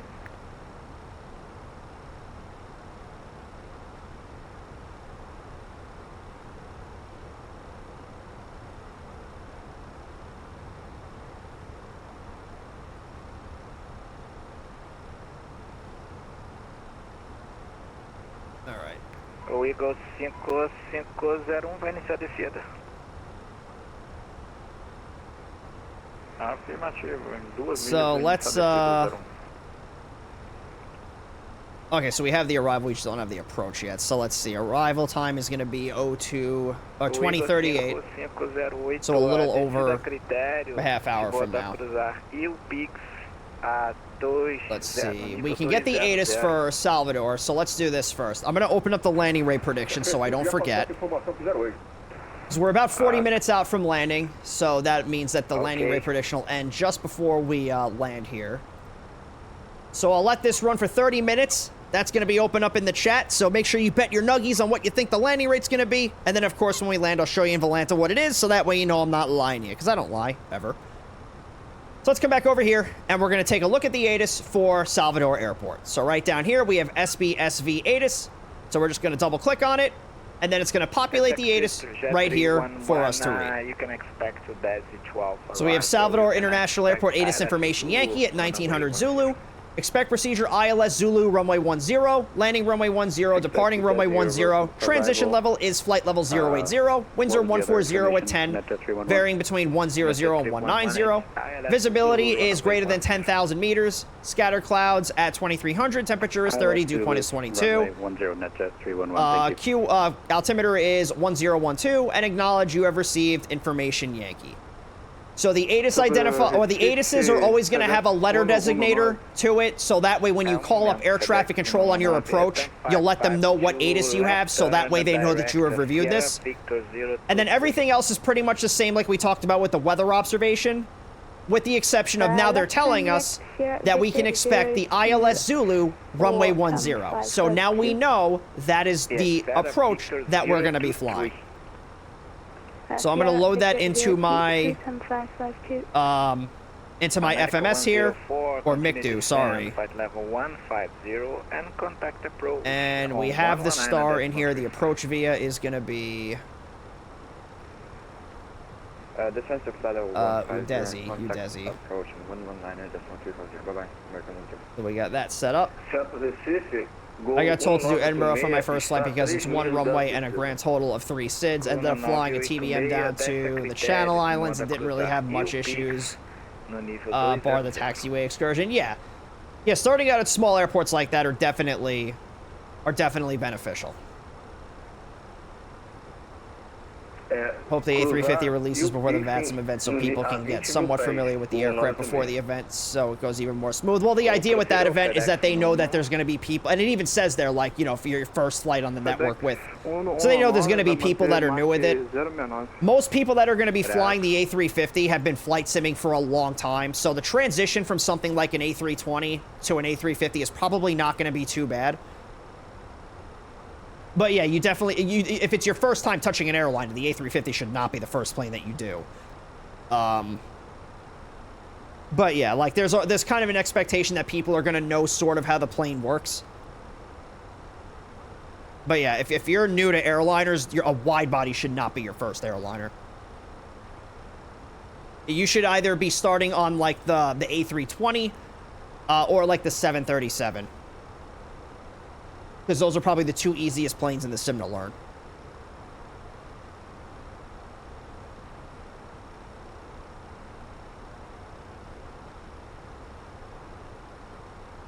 So there's Frati right up there. And then our top of descent is going to be past Frati. So we're not going to descend unless the controllers tell us to. But we at least have a frame of reference as to where our top of descent's going to be. So now that we know we're going to be flying the ILS Zulu, let's take a look at the approach. So we'll revisit this again as we start to get lower, but I want to break this down while we're here. So just like every other chart, want to make sure we're looking at the right airport. We have SBSV, which is in Salvador, Brazil, and it's the ILS Zulu runway 10. Center, this is Spirit Wings 158. Up at the top, we have the different air traffic controllers that we could be communicating with during our flight, but you always want to make sure that the frequencies that you're using are appropriate for the flight that you are doing. So we have the approach controller is on 119.35, tower is on 118.3, and ground is 121.9. So just make sure the frequencies that you're using are correct for your flight. Localizer frequency is 111.9. That's what frequency is going to be put into the RadNav so the plane's navigation system can track the localizer correctly. Final approach course is going to be 102 degrees, which is going to be our track over the ground while we're inbound on the localizer. Final approach fix is going to be over Dibod, which is a crossing restriction of 1,700 feet. So we have to cross Dibod at 1,700 feet. Bold white altitude is our height above sea level. Number in parentheses is our height over the ground. ILS decision altitude is 231 feet. So that is the last altitude where we have to decide whether or not we're going to land the plane. Airport elevation is 66 feet. Runway elevation is 31 feet. So a little bit of elevation variance, nothing too crazy. In the event we get to our decision altitude and we don't see the runway environment, or if for whatever reason we don't think we're going to be able to safely land the plane, we will be expected to execute the published missed approach. Published missed approach is a climb to 4,000, maintain heading 102 until passing 2,000 feet, after turn right direct to Gevmo for holding. So again, we're going to start a climb to 4,000 feet on a heading of 102 degrees. When we pass 2,000 feet, we're going to turn right direct to Gevmo for our holding instructions. Altimeter is going to be set in hectopascals. Runway elevation is 1 hecto. I guess that's for QFE instead of QNH. Transition level is by ATC. We already know it's going to be 5,000 feet, or 8,000 feet, excuse me. Flight level 080. Transition altitude is 7,000 feet. So transition level is for when you're descending. Transition altitude is for when you're climbing. And then here we have a top-down view of what this approach looks like. So we are going to transition at Udezi because that's the last fix on the arrival. So this is where we transition from the arrival to the approach. At Udezi, we want to be at 4,000 feet. IAF, again, means initial approach fix, so that's where the approach is going to start for us. Then we're going to fly to Logov. We're going to descend down to 2,500 feet.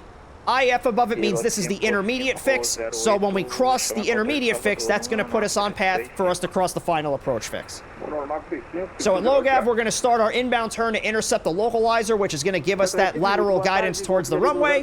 Then we're going to fly to Dibod, which is our final approach fix, and then proceed inbound towards the runway.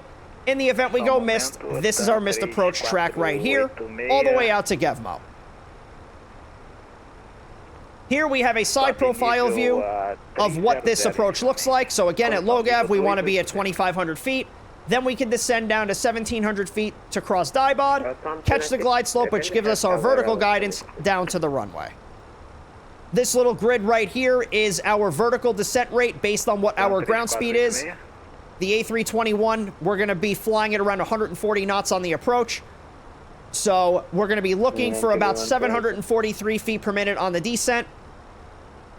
And then we're going to be looking for a PAPI somewhere on the runway. It doesn't say what side, but that's the precision approach path indicator, which is a series of red and white lights that's going to let us know if we're too high or too low. And then an abbreviated missed approach right here. So for the initial missed approach, it's a climb to 4,000 on heading 102 degrees. And then right here, we have the decision altitude and the minimum criteria for the approach. So again, the decision altitude is at 231 feet. If we get to 231 and we can't land the plane, we will then execute the published missed approach we talked about before. And then this right here is our visibility requirement. So we would need to have a visibility at least 1,200 meters in order to shoot this approach. Our visibility today is practically unlimited.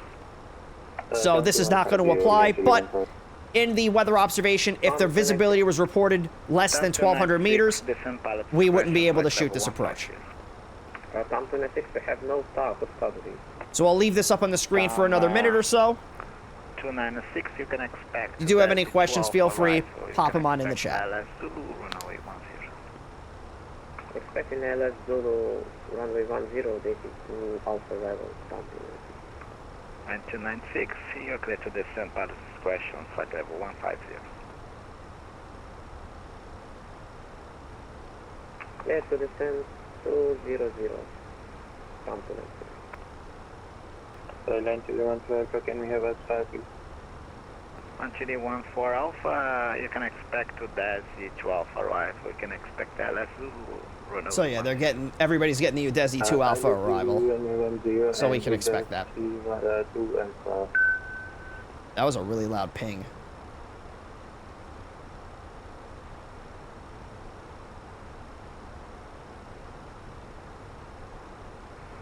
Boa tarde, o Gol 58, nível 280.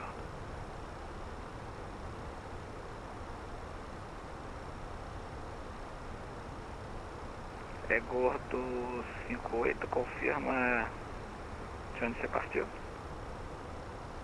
Salvador. Gordo 58, contato radar. Sounded like an iPhone, yeah, potentially. Gordo. Precisa Center, this is Air Baltic 117, could we have a start? I have an Android, I'm not one of the cool kids. Air Baltic 117, you can expect Udesi 12 arrival, you can expect LS Zulu runway 10. Udesi 2 Alpha, LS Zulu runway 10, and we are also ready for our descent, Air Baltic 117. Air Baltic 117, descent flight level 150. Flight level 150, Air Baltic 117.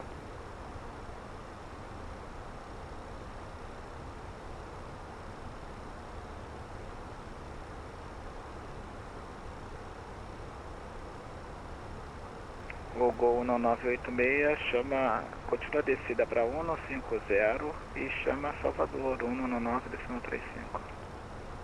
Chama Salvador 119 decimal 35, Gol 986. Obrigado, boa tarde.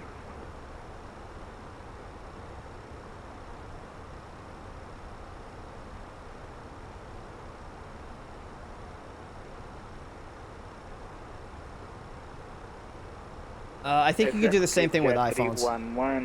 Right turn I think there's a way to do it. I don't know though. I've never really tried it.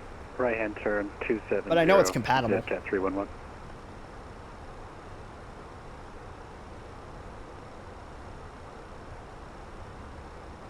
Frankfurt's just the epicenter of all EU traffic. Right? Yeah, I think they're doing an event there. Let's see. What event is up right now? A couple minutes. At 3486, that's negative, sir. Maintaining the keep at least as you cross the line from the other side. Turn left, heading 310. I don't know what event it is. I think they're, yeah, they have Frankfurt something, but that started at 0400. Oh, it's, okay, so they have Frankfurt real ops today. So it's from 0400 Zulu to 2200 Zulu, so that's what it is. They're in the middle of that right now. 304.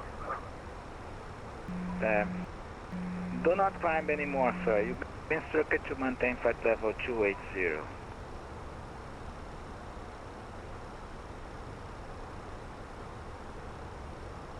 You want us to go down to 280? No, maintain your presence. You're gonna cross an aircraft now. Oh boy.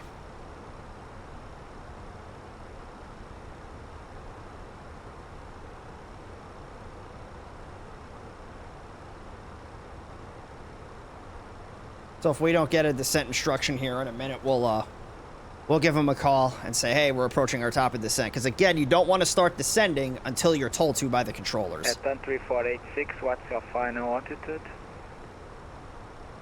We were climbing to flight level 370, sir. Time 3486. Roger. Maintain flight level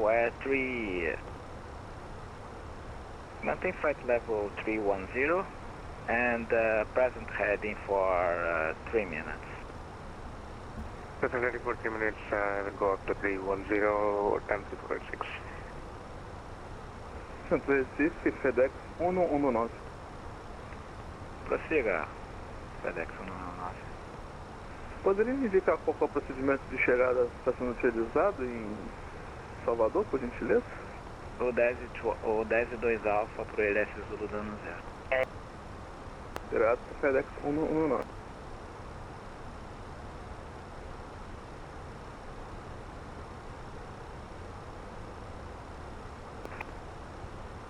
Executive Jet 311, descent flight level 150. Descend flight level 150, NetJet 311. Executive Jet 311, contact Salvador 119.35. Report your present heading for Salvador, please.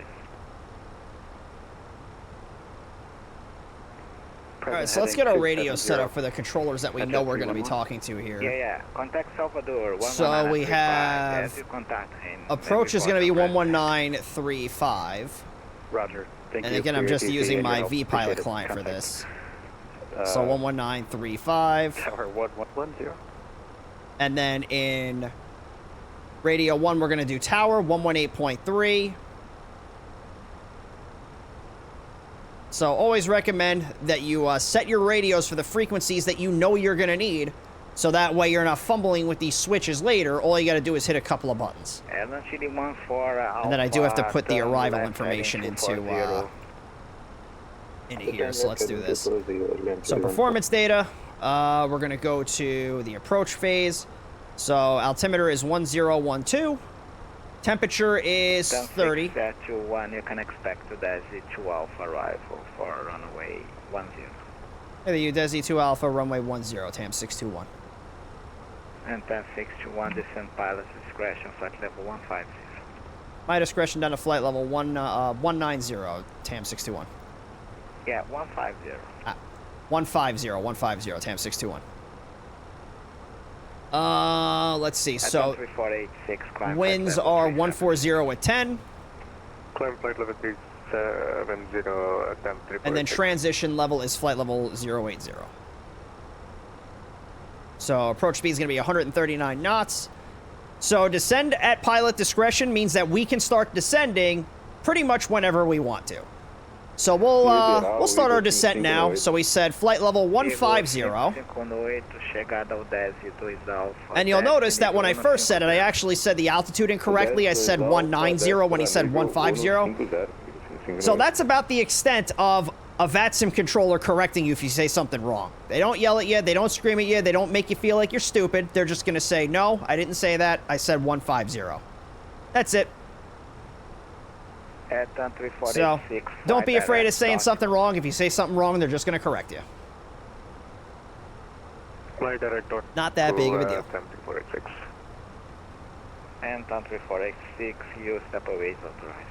So again, we are cleared on the Udesi 2 Alpha, so we're going to come back over here. We'll just brief this again. So we're past Ferrari, we're inbound to Ilpix. So at Ilpix, we want to be between flight level 230 and flight level 200. Then we're going to fly to SV023, at or below flight level 130. Then to SV024, then to Udesi, at or above 4,000. And then we're going to transition right onto the ILS Zulu runway 10 approach. What's up, Darky? How you doing?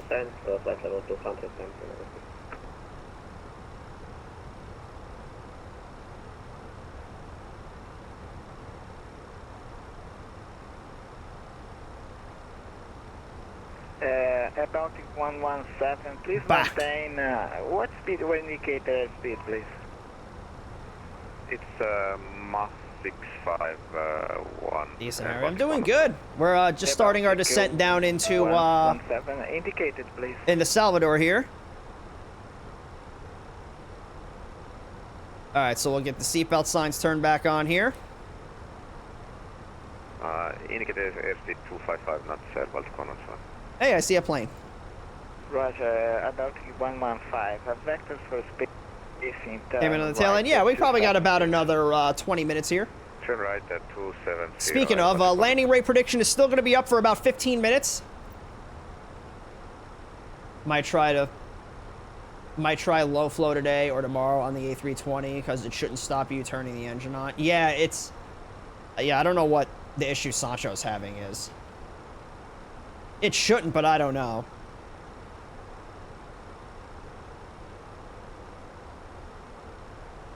I feel like it shouldn't, but yeah, I don't know. I don't really know a whole lot about the systems of these planes. I know enough for it, for me to not have an issue on the simulator. 119, that's my T5 land to 1 for Alpha, thanks for the ATC. Eagle 558, chegada ao 10 e 2 Alpha para o ILS Zulu da 10. O 10 2 Alpha e ILS Zulu da 10, Eagle 558. E o Eagle 5519. 5519 já prepara o 10 e 2 Alfa e LS Zulu da 10, inclusive a 10 milhas é a descida, 5519. Eagle 5519, descida critério, nível 150. Critério nível 150, Eagle 5519. Eagle 5519, é 2809 na descida, por favor. 2809 descida, 5519. Eagle 5511, prepara o 10 e 2 Alfa, prepare LS Zulu da 10. O 10 2 Alfa e LS Zulu da 10, Eagle 5519. Turn to 96, vectors for spacing, turn right 270, descend flight level 150. Turn right heading 270, descent flight level 150, compliment.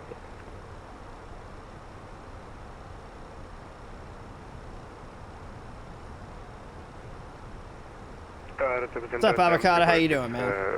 Back to the cockpit. Right.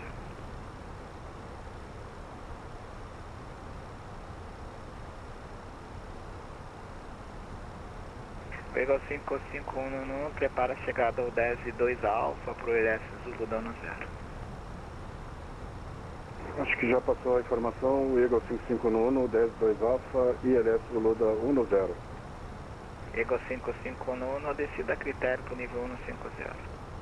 A 20 milhas ideal vai iniciar a descida para 150, Eagle 5519. Descida a critério, ok? Desce no ideal. No ideal, 559.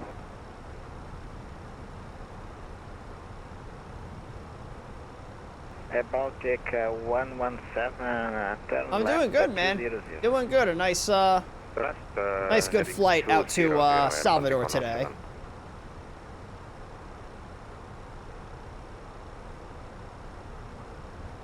We love our South American VATSIM. Always like to take advantage of it whenever I can. Stall. And then there's that.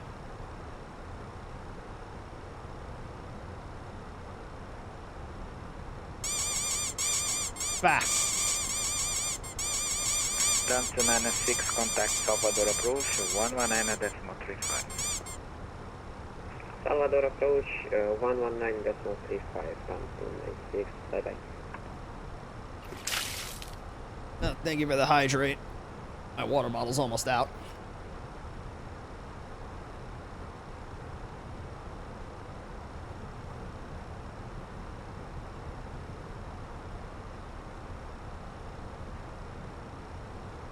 Go 1806, you can expect to Daisy 12 arrival, you can expect LS Zulu runway 10. Time we expect USP to Alpha approach and ILS Zulu for runway 10, goal 1806. And go 1806, descend pilot discretion to flight level 150. Terminal my discretion for level 150 for goal 1806. I'll let you. Yeah. Any specific altitude for ill peaks? Yeah, go 180 across ill peaks at flight level 200. 200 for All right. ill peaks, goal 1806. So the arrival is going to probably get a little bit busy. So which is why I wanted to brief the start and the approach early. So things may get a little chaotic as we come in for the arrival here, but I'll do my best to explain things as they're happening. We should be getting switched over to the approach controller here soon.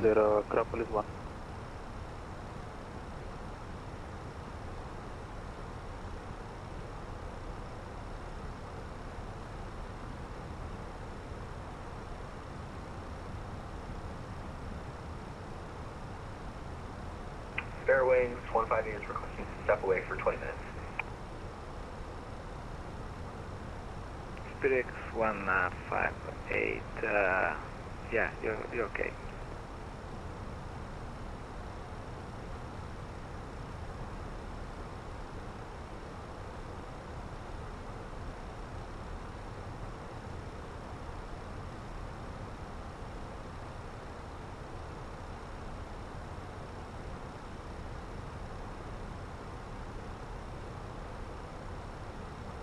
Turn 628, fly heading 260 for space.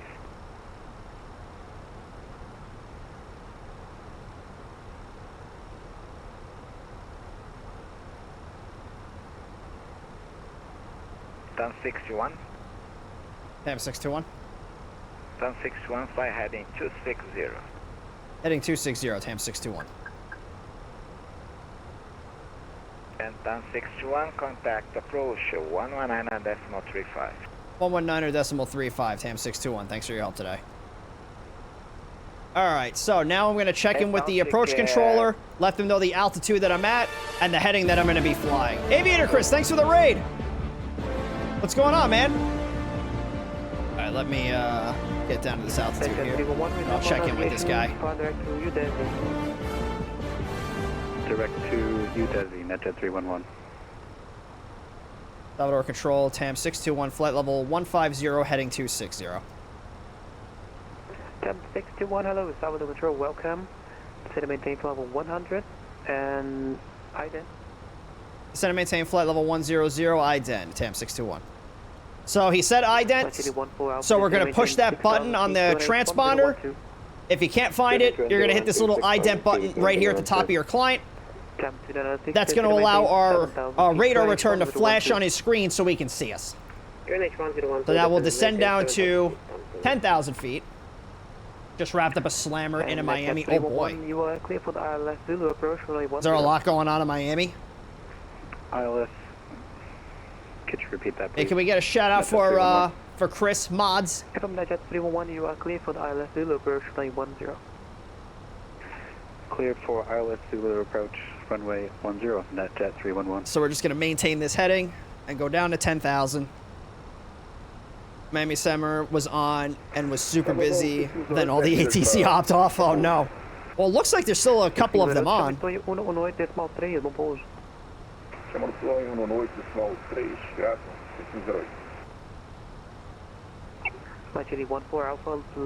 Yeah, there's a center controller that's on right now for Miami. He's been on for 6 minutes, yeah.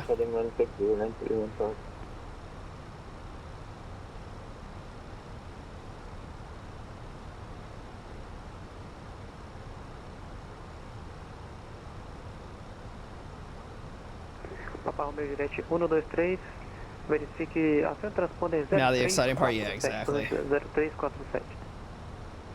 Ok, está no 0347 e responda. Controle Salvador, Eagle 558, estabilidade no nível 150. Eagle 558, boa noite. Controle Salvador, essa identificação. Você se mantém nível de voo 110, direita para o 250. Direita 250 para o nível 110, Eagle 558 identificou. TAM 621, left heading 220. Left heading 220, TAM 621. So now we'll switch our heading to 210. So just doing as ATC instructs us. I'm going to get the music turned off here as we get to our sterile cockpit altitude of 10,000 feet.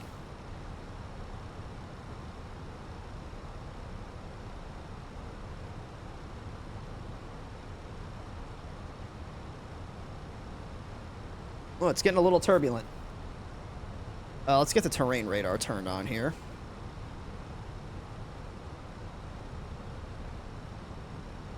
Hey, Jezzy.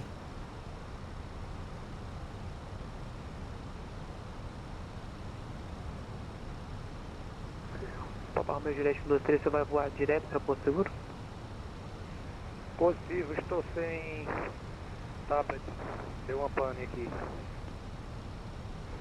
Gente, 1, 2, 3. Se eu tenho condição de informar quando estiver passando 50 milhas de Salvador? Positivo.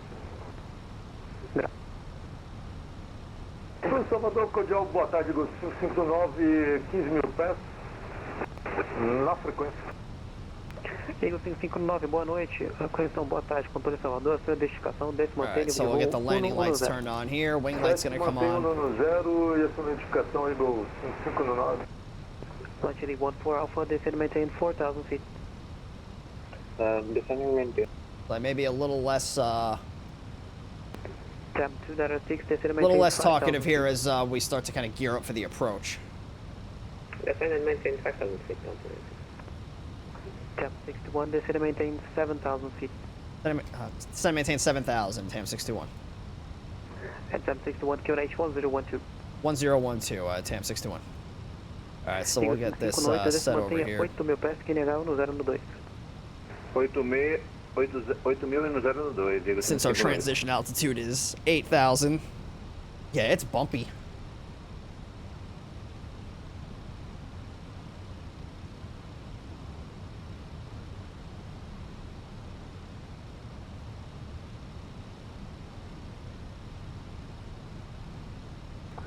Chile 14 Alpha, resume navigation, clear direct to Udezi. Clear direct to Udezi, Chile 14.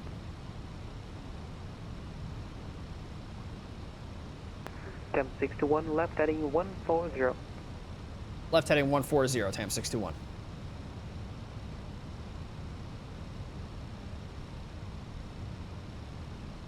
So it looks like we're going to fall in line right behind this other plane that's about 10 miles ahead of us. Should be able to see the airport here relatively soon.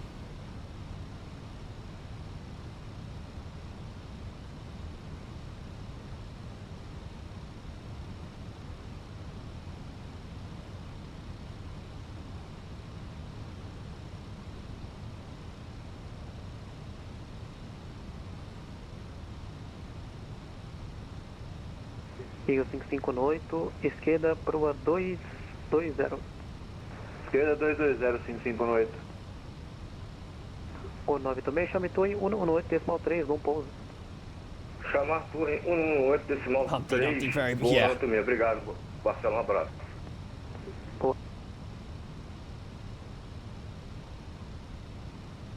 Let's see.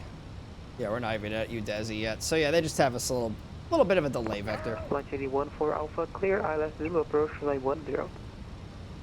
Clear ILS Zulu approach line 10, Launch 11. Temp 296, resume navigation. Oh yeah, we're still like 35 miles out. Ish, 30 miles. Temp 61, descend and maintain 4,000 feet.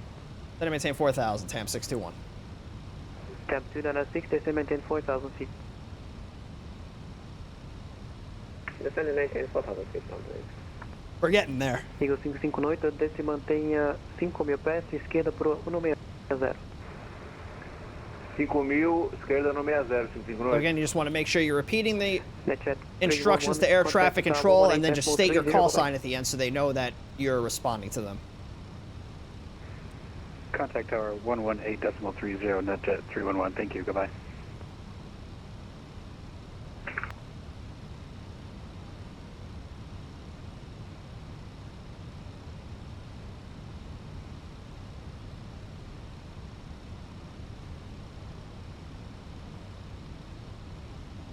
And launch 81 for Alpha, if able, maintain 180 until the localizer, please. Roger, maintain 180 until localizer, Launch 11 for Alpha. Thank you. Controle Salvador, transferido do centro Recife, na set up right. Yeah, we've got, let's check the rad nav. Sorry, my boy. Eagle 5511, boa tarde, controle Salvador, a sua identificação, desce mantendo o final approach course. Yeah, so let's do a 110, quick recap of the approach. So localizer and final approach course are in the FMS, or yeah, in the FMS here.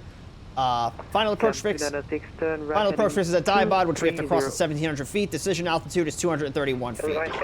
If we have to go missed, it's a climb to 4,000 on a heading of 102 until passing 2,000. After a turn right direct to Gevmo and hold.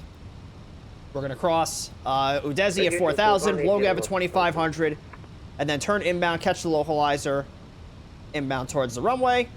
Our visibility is greater than 1,200 meters, so we don't have to worry about that. We're going to be looking for about 700 and let's call it 750 feet per minute on the descent. We're going to be looking for a PAPI somewhere on the side of the runway. We have all of our frequencies set, and the localizer is correct. Another thing I didn't mention, this ISA right here is the identifier for the localizer, so we're going to make sure that populates on our PFD so we know that we're tracking the correct localizer. I'll show you what that looks like once we Temp 296, resume get navigation closer. direct to Udezi. Direct to Daisy, TAM 296. TAM 61, resume navigation, clear direct to Desi. Direct to Desi, resume on navigation at TAM 61. So we're direct to Desi now, and resume on navigation means that after you pass Udesi, you're just going to navigate on your own. You're not going to get any more instructions from the controller. You're just going to navigate, you know, like how we were doing it before, just tracking all the points that we're supposed to.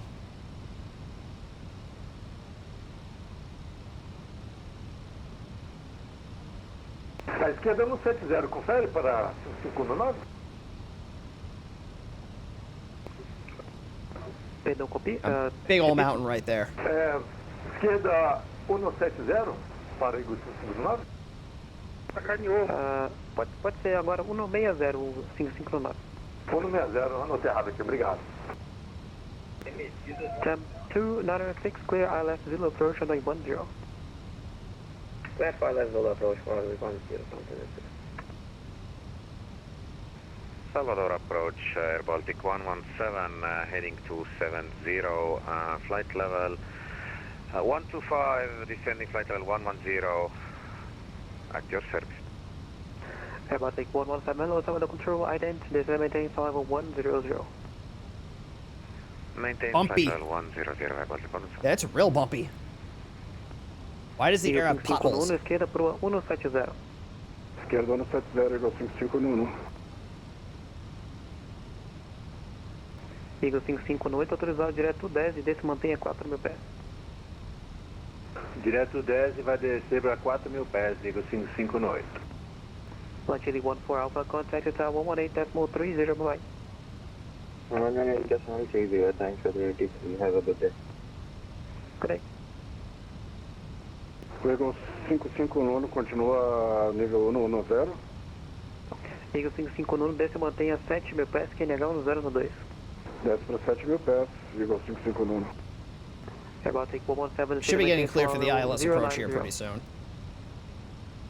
And once we do, that's going to mean that we are cleared to fly the approach route that we're supposed to and adhere to all the altitude restrictions that are on there. Let's get this down here. So we're going to get this to 1,700 feet.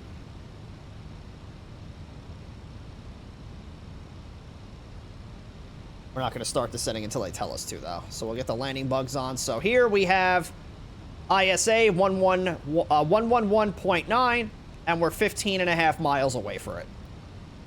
So we're tracking the right localizer.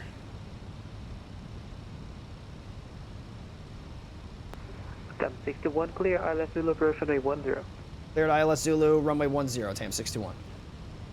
Eagle 559. So now we're going to start flying along this approach route, adhering to all altitude and speed restrictions that are on here. So once we cross Udesi, we're going to start our final descent down. We'll get all these other lights turned on, so when we drop the gear, they will come on. Left heading 240, Air Baltic 117. TAM 296, above flight slope. Say again? TAM 296, we're above flight slope. If you are clear for the ILS approach, you can descend with the glide. So what I'll do is I will set the... Oh, I didn't do my arrival performance yet. Oops. Let's do apply METAR. We'll do, I guess, a medium brake. And what's the landing weight? 141.8. Looks good to me. Eagle 559, desce mantenha 4.000 pés. 5,000 feet, yes. So we'll do... Set the brake to medium. We're going to arm the spoilers. 5.000 pés, Eagle 559. We're going to go flaps 1. 5,000 feet, QNH 1012. 5,000 feet, QNH 1012, Air Baltic 117. TAM 296, contact Tower 118.30, bye-bye. Tower 118.3, bye-bye. So we are above the glide slope right now. So this right here is our localizer, and then this right here is our glide slope. So it's getting away from us a little bit, but the VNAV is saying that we're okay. That's kind of weird, so we'll just keep an eye. It looks like the glide slope is coming back up, though. So we should be fine. Should be.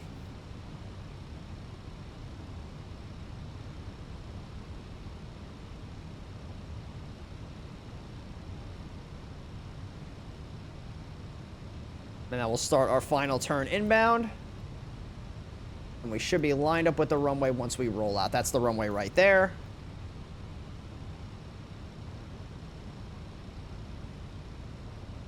We'll go flaps 2. Salvador, control, hello, good afternoon, Gol 1806, at the moment, flying, heading to... And here comes our localizer. 110. So we'll start tracking it. We'll hit the localizer button. And now the plane's going to hold the track that it needs to stay on the localizer. Runway's right there. Direct to Desi. That's correct. What I'm going to do is I'm going to turn on the vertical speed mode here. Go 1806, hello, Salvador control, ident, just to get us down. And about 2 miles from the final approach fix, we're going to drop the gear. First part for Gol 1806. It's up go 1806, squawk ident, and descend and maintain 7,000 feet. And we're going to activate the approach mode. So the plane stays on the glide slope now. We'll go flaps 3, and then below 180 knots, we're going to go flaps 4. TAM 61, contact 118.30, goodbye. 118.30, TAM 621. Now we're just going to let the tower know that we are on the ILS runway 10 approach. Chile 14 Alpha, call grounding 121 decimal minor. 121 decimal minor, thanks for the ATC. Bye-bye. Tower TAM 621 ILS Zulu runway 10. TAM 621, continue approach, wind 130 degrees, 10 knots, Canadian 1012. Runway 10, continue approach, and that's 1012 on the altimeter, TAM 621. So, he hasn't cleared us to land yet, but that's probably because there's a couple of planes in front of us. We already did it. Landing rate's already done. Mike Zulu November 1012, can you immediate takeoff? Yeah, sure. Let's set our go-around altitude here. That's going to be 4,000. Okay, immediate takeoff, runway 10, wind 130 degrees, 10 knots, Canadian 1012. 1012, thank you. A bit tight for spacing. Not really, we're 5 miles out. He could get us in a lot tighter.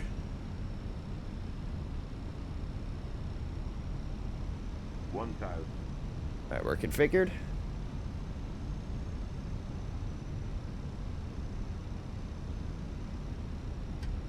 Autopilot off.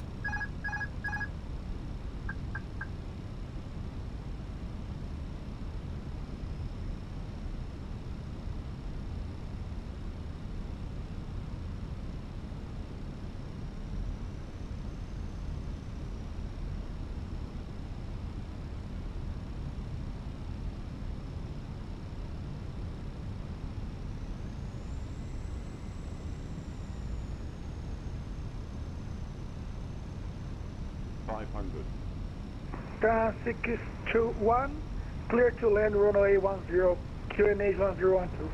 Runway 10, clear to land, TAM 621. He got off the ground in time. Eagle 658, final da pista 10 Fueles. Eagle 658, Torre Salvador, muito boa. Continue sua aproximação, veto de 130 graus, 109, ajuste no 012. Ok, negar no 02, continua a aproximação, Eagle 552.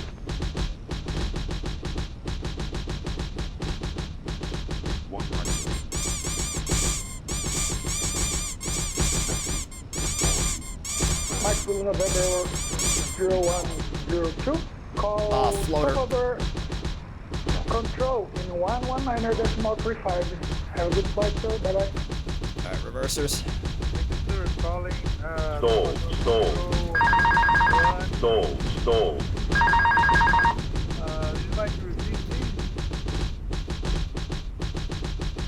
119.35. Alright, auto brakes off. 119.35, thank you.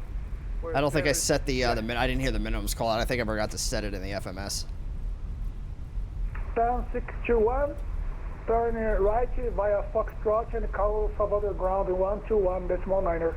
Right on Foxtrot, ground 121.9 of TAM 621. Thanks for all your help today. Thank you. Have a good day. Bye-bye. Alright, so we'll get the landing lights off.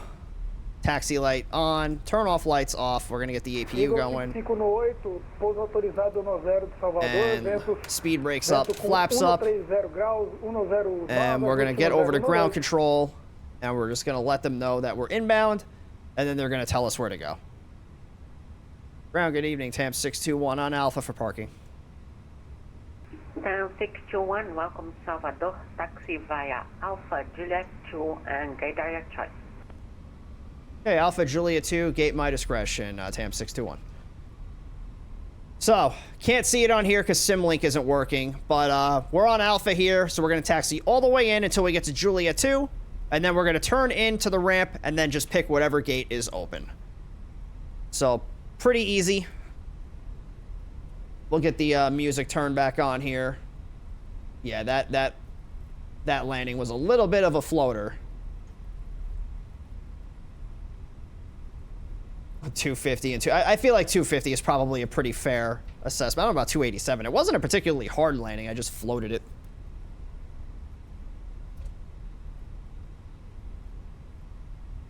We shall see.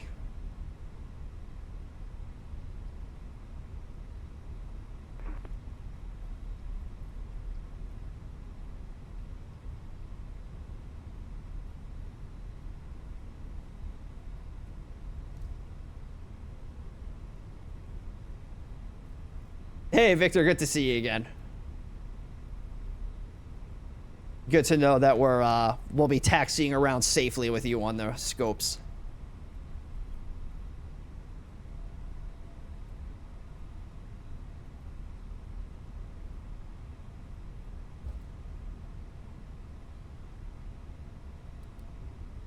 So not bad. Was hour and 31 minutes, yeah. So hour and a half flight. Not too bad. Not too bad.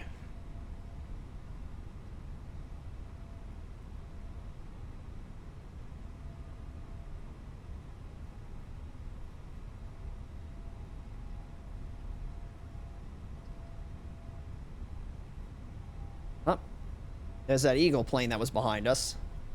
That's such a cool looking plane.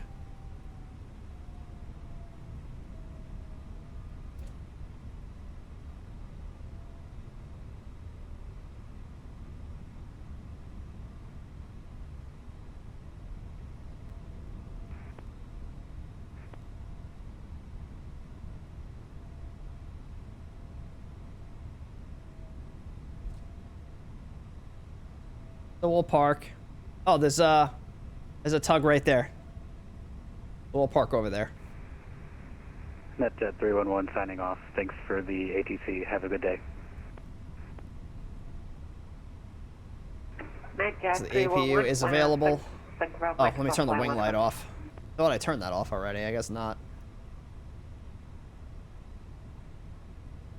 So this is Juliet 3. Solo Salvador, o Eagle 55 no 8, livrou na Echo. We're going to taxi up to Juliet 2.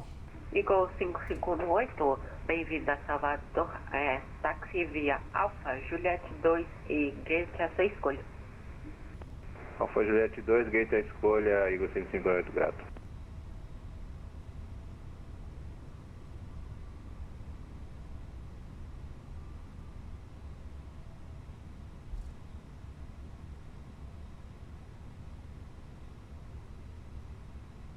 See where that parking spot is. There it is, right over there.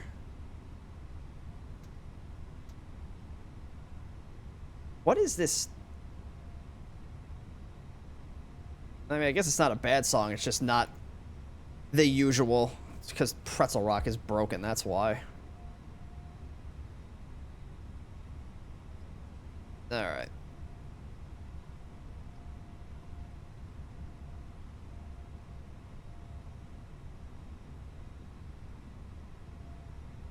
So we'll turn the taxi light off.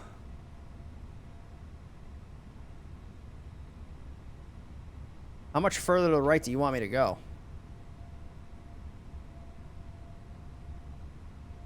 Oh, didn't go up far enough.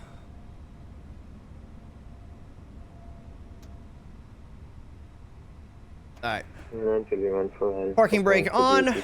So let's get the APU bleed on. The engines are stable. So we're going to kill both engines. We'll get the TCAS set to standby.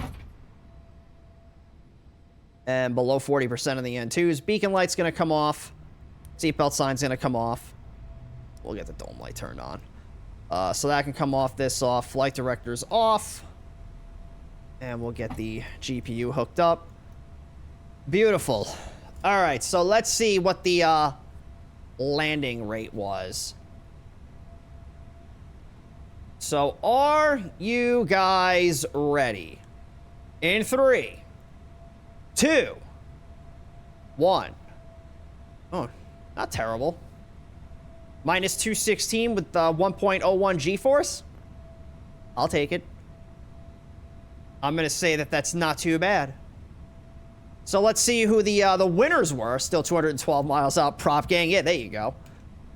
So let's see who our winners today are. So it's going to be between 151 and 225. It looks like there's going to be 3 of you. So let's see who we got. So the 3 winners today are Mike, Ghost, and Sid Stars. Nice. So congratulations to the 3 of you on your winnings. Let me disconnect from the network here so I can free up this gate for somebody else. And that is going to conclude this episode of VATSIM First Wings. All right, so let's... Oh, I didn't turn off the terrain radar. So, for those of you that are new here, what the VATSIM First Wings are is an event that is geared towards newer people that are on the VATSIM network. So, if you are somebody that's new to the network and you're not really sure where to start, or maybe you suffer from a little bit of stage fright, the VATSIM First Wings events are quite literally for you. And then our usual series that we do here is VATSIM 101. And how it works is I take you through a flight in VATSIM, break things down nice and slowly as we go through it, and answer any questions that you have along the way. So we go through things like how to talk to air traffic control, how to file and fly your flight plans, how to read the different charts and publications. Really just going through the basics of IFR flying on VATSIM, giving you the resources and knowledge that you need to be successful on the network. Buddy, you can put the wands down. It's okay. So I'll pull up our normal stream schedule for you guys. This isn't, this is the schedule from this past week. I'm going to have the new schedule updated either today or at some point tomorrow. Impossible Face, thank you for that follow. Welcome aboard. So this is the normal stream schedule. So Tuesdays and Thursdays are the VATSIM 101 days where we go through things nice and slowly, kind of like how we did it today. And then Fridays are the FNOs, or the Friday Night Ops, as VATSIM calls them, which are big chaotic events that VATSIM puts on for the community, and we just fly in the event. Because of how chaotic they get, it's less of me less of me breaking things down and more of me just showing you what VATSIM looks like in some of these bigger events. Wednesdays, we put up for a vote in the Discord what game you guys want to see me play, and then, Tuesday night, when the stream ends is when we announce what game we're going to be playing for those Wednesday wildcard streams, as we call them. And then, days like today on Saturday, not a normal stream day for us, but, anytime there's any good events like this, I definitely like to take advantage of them, especially when they're the VATSIM First Wings events. So again, if anybody does have any last-minute questions, you can feel free to pop them on in the chat. We're going to look for somebody that we can raid out to. Yeah, thanks for being on, Victor. You guys did a really good job today. Few weeks into being on VATSIM, so stuff like this is helpful. Got a new HOTAS and... There you go. Yeah, so that'll definitely be a good thing. So let's see. Who's out there? They got quite a few people. Let's see if there's anybody new that's on VATSIM. Let's see. Somebody that we have not said hi to before. We have, Elmo Radar doing Frankfurt Real Ops from it looks like the ATC side of things. Let me see. He looks like he might be, yeah, he's doing Rhine Radar. So, we'll go over, say hi to, wait, man, he's been up for 10 hours. Dang. So, yeah, let's go say hi to him so you guys can see, the air traffic control side of things. So now that you've seen the pilot side, let's go say hi to a controller. Oh, wait a minute. Hang on a second. I want to... Yeah. it's a German-speaking stream, so I don't want to... Yeah, never mind. Would be nice, but I don't want you guys to get confused while you're watching. Let's see. What do we got? I'm not trying not to spend too much time looking for a raid target. Let's do... We have Speedbird 612.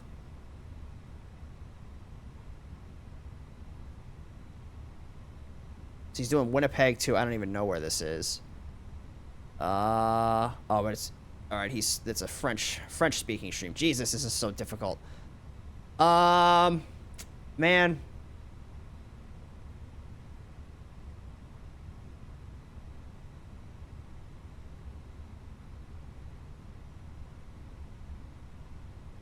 You know what, let's just do, let's go to Ropenza. Ropenza's up. So we'll go spread the love to him. He's another, flight sim creator. He's a good friend of the channel, so we'll go over and say hi to him. So, when we get into Ropenza's chat, hang on, let me get the raid set up here.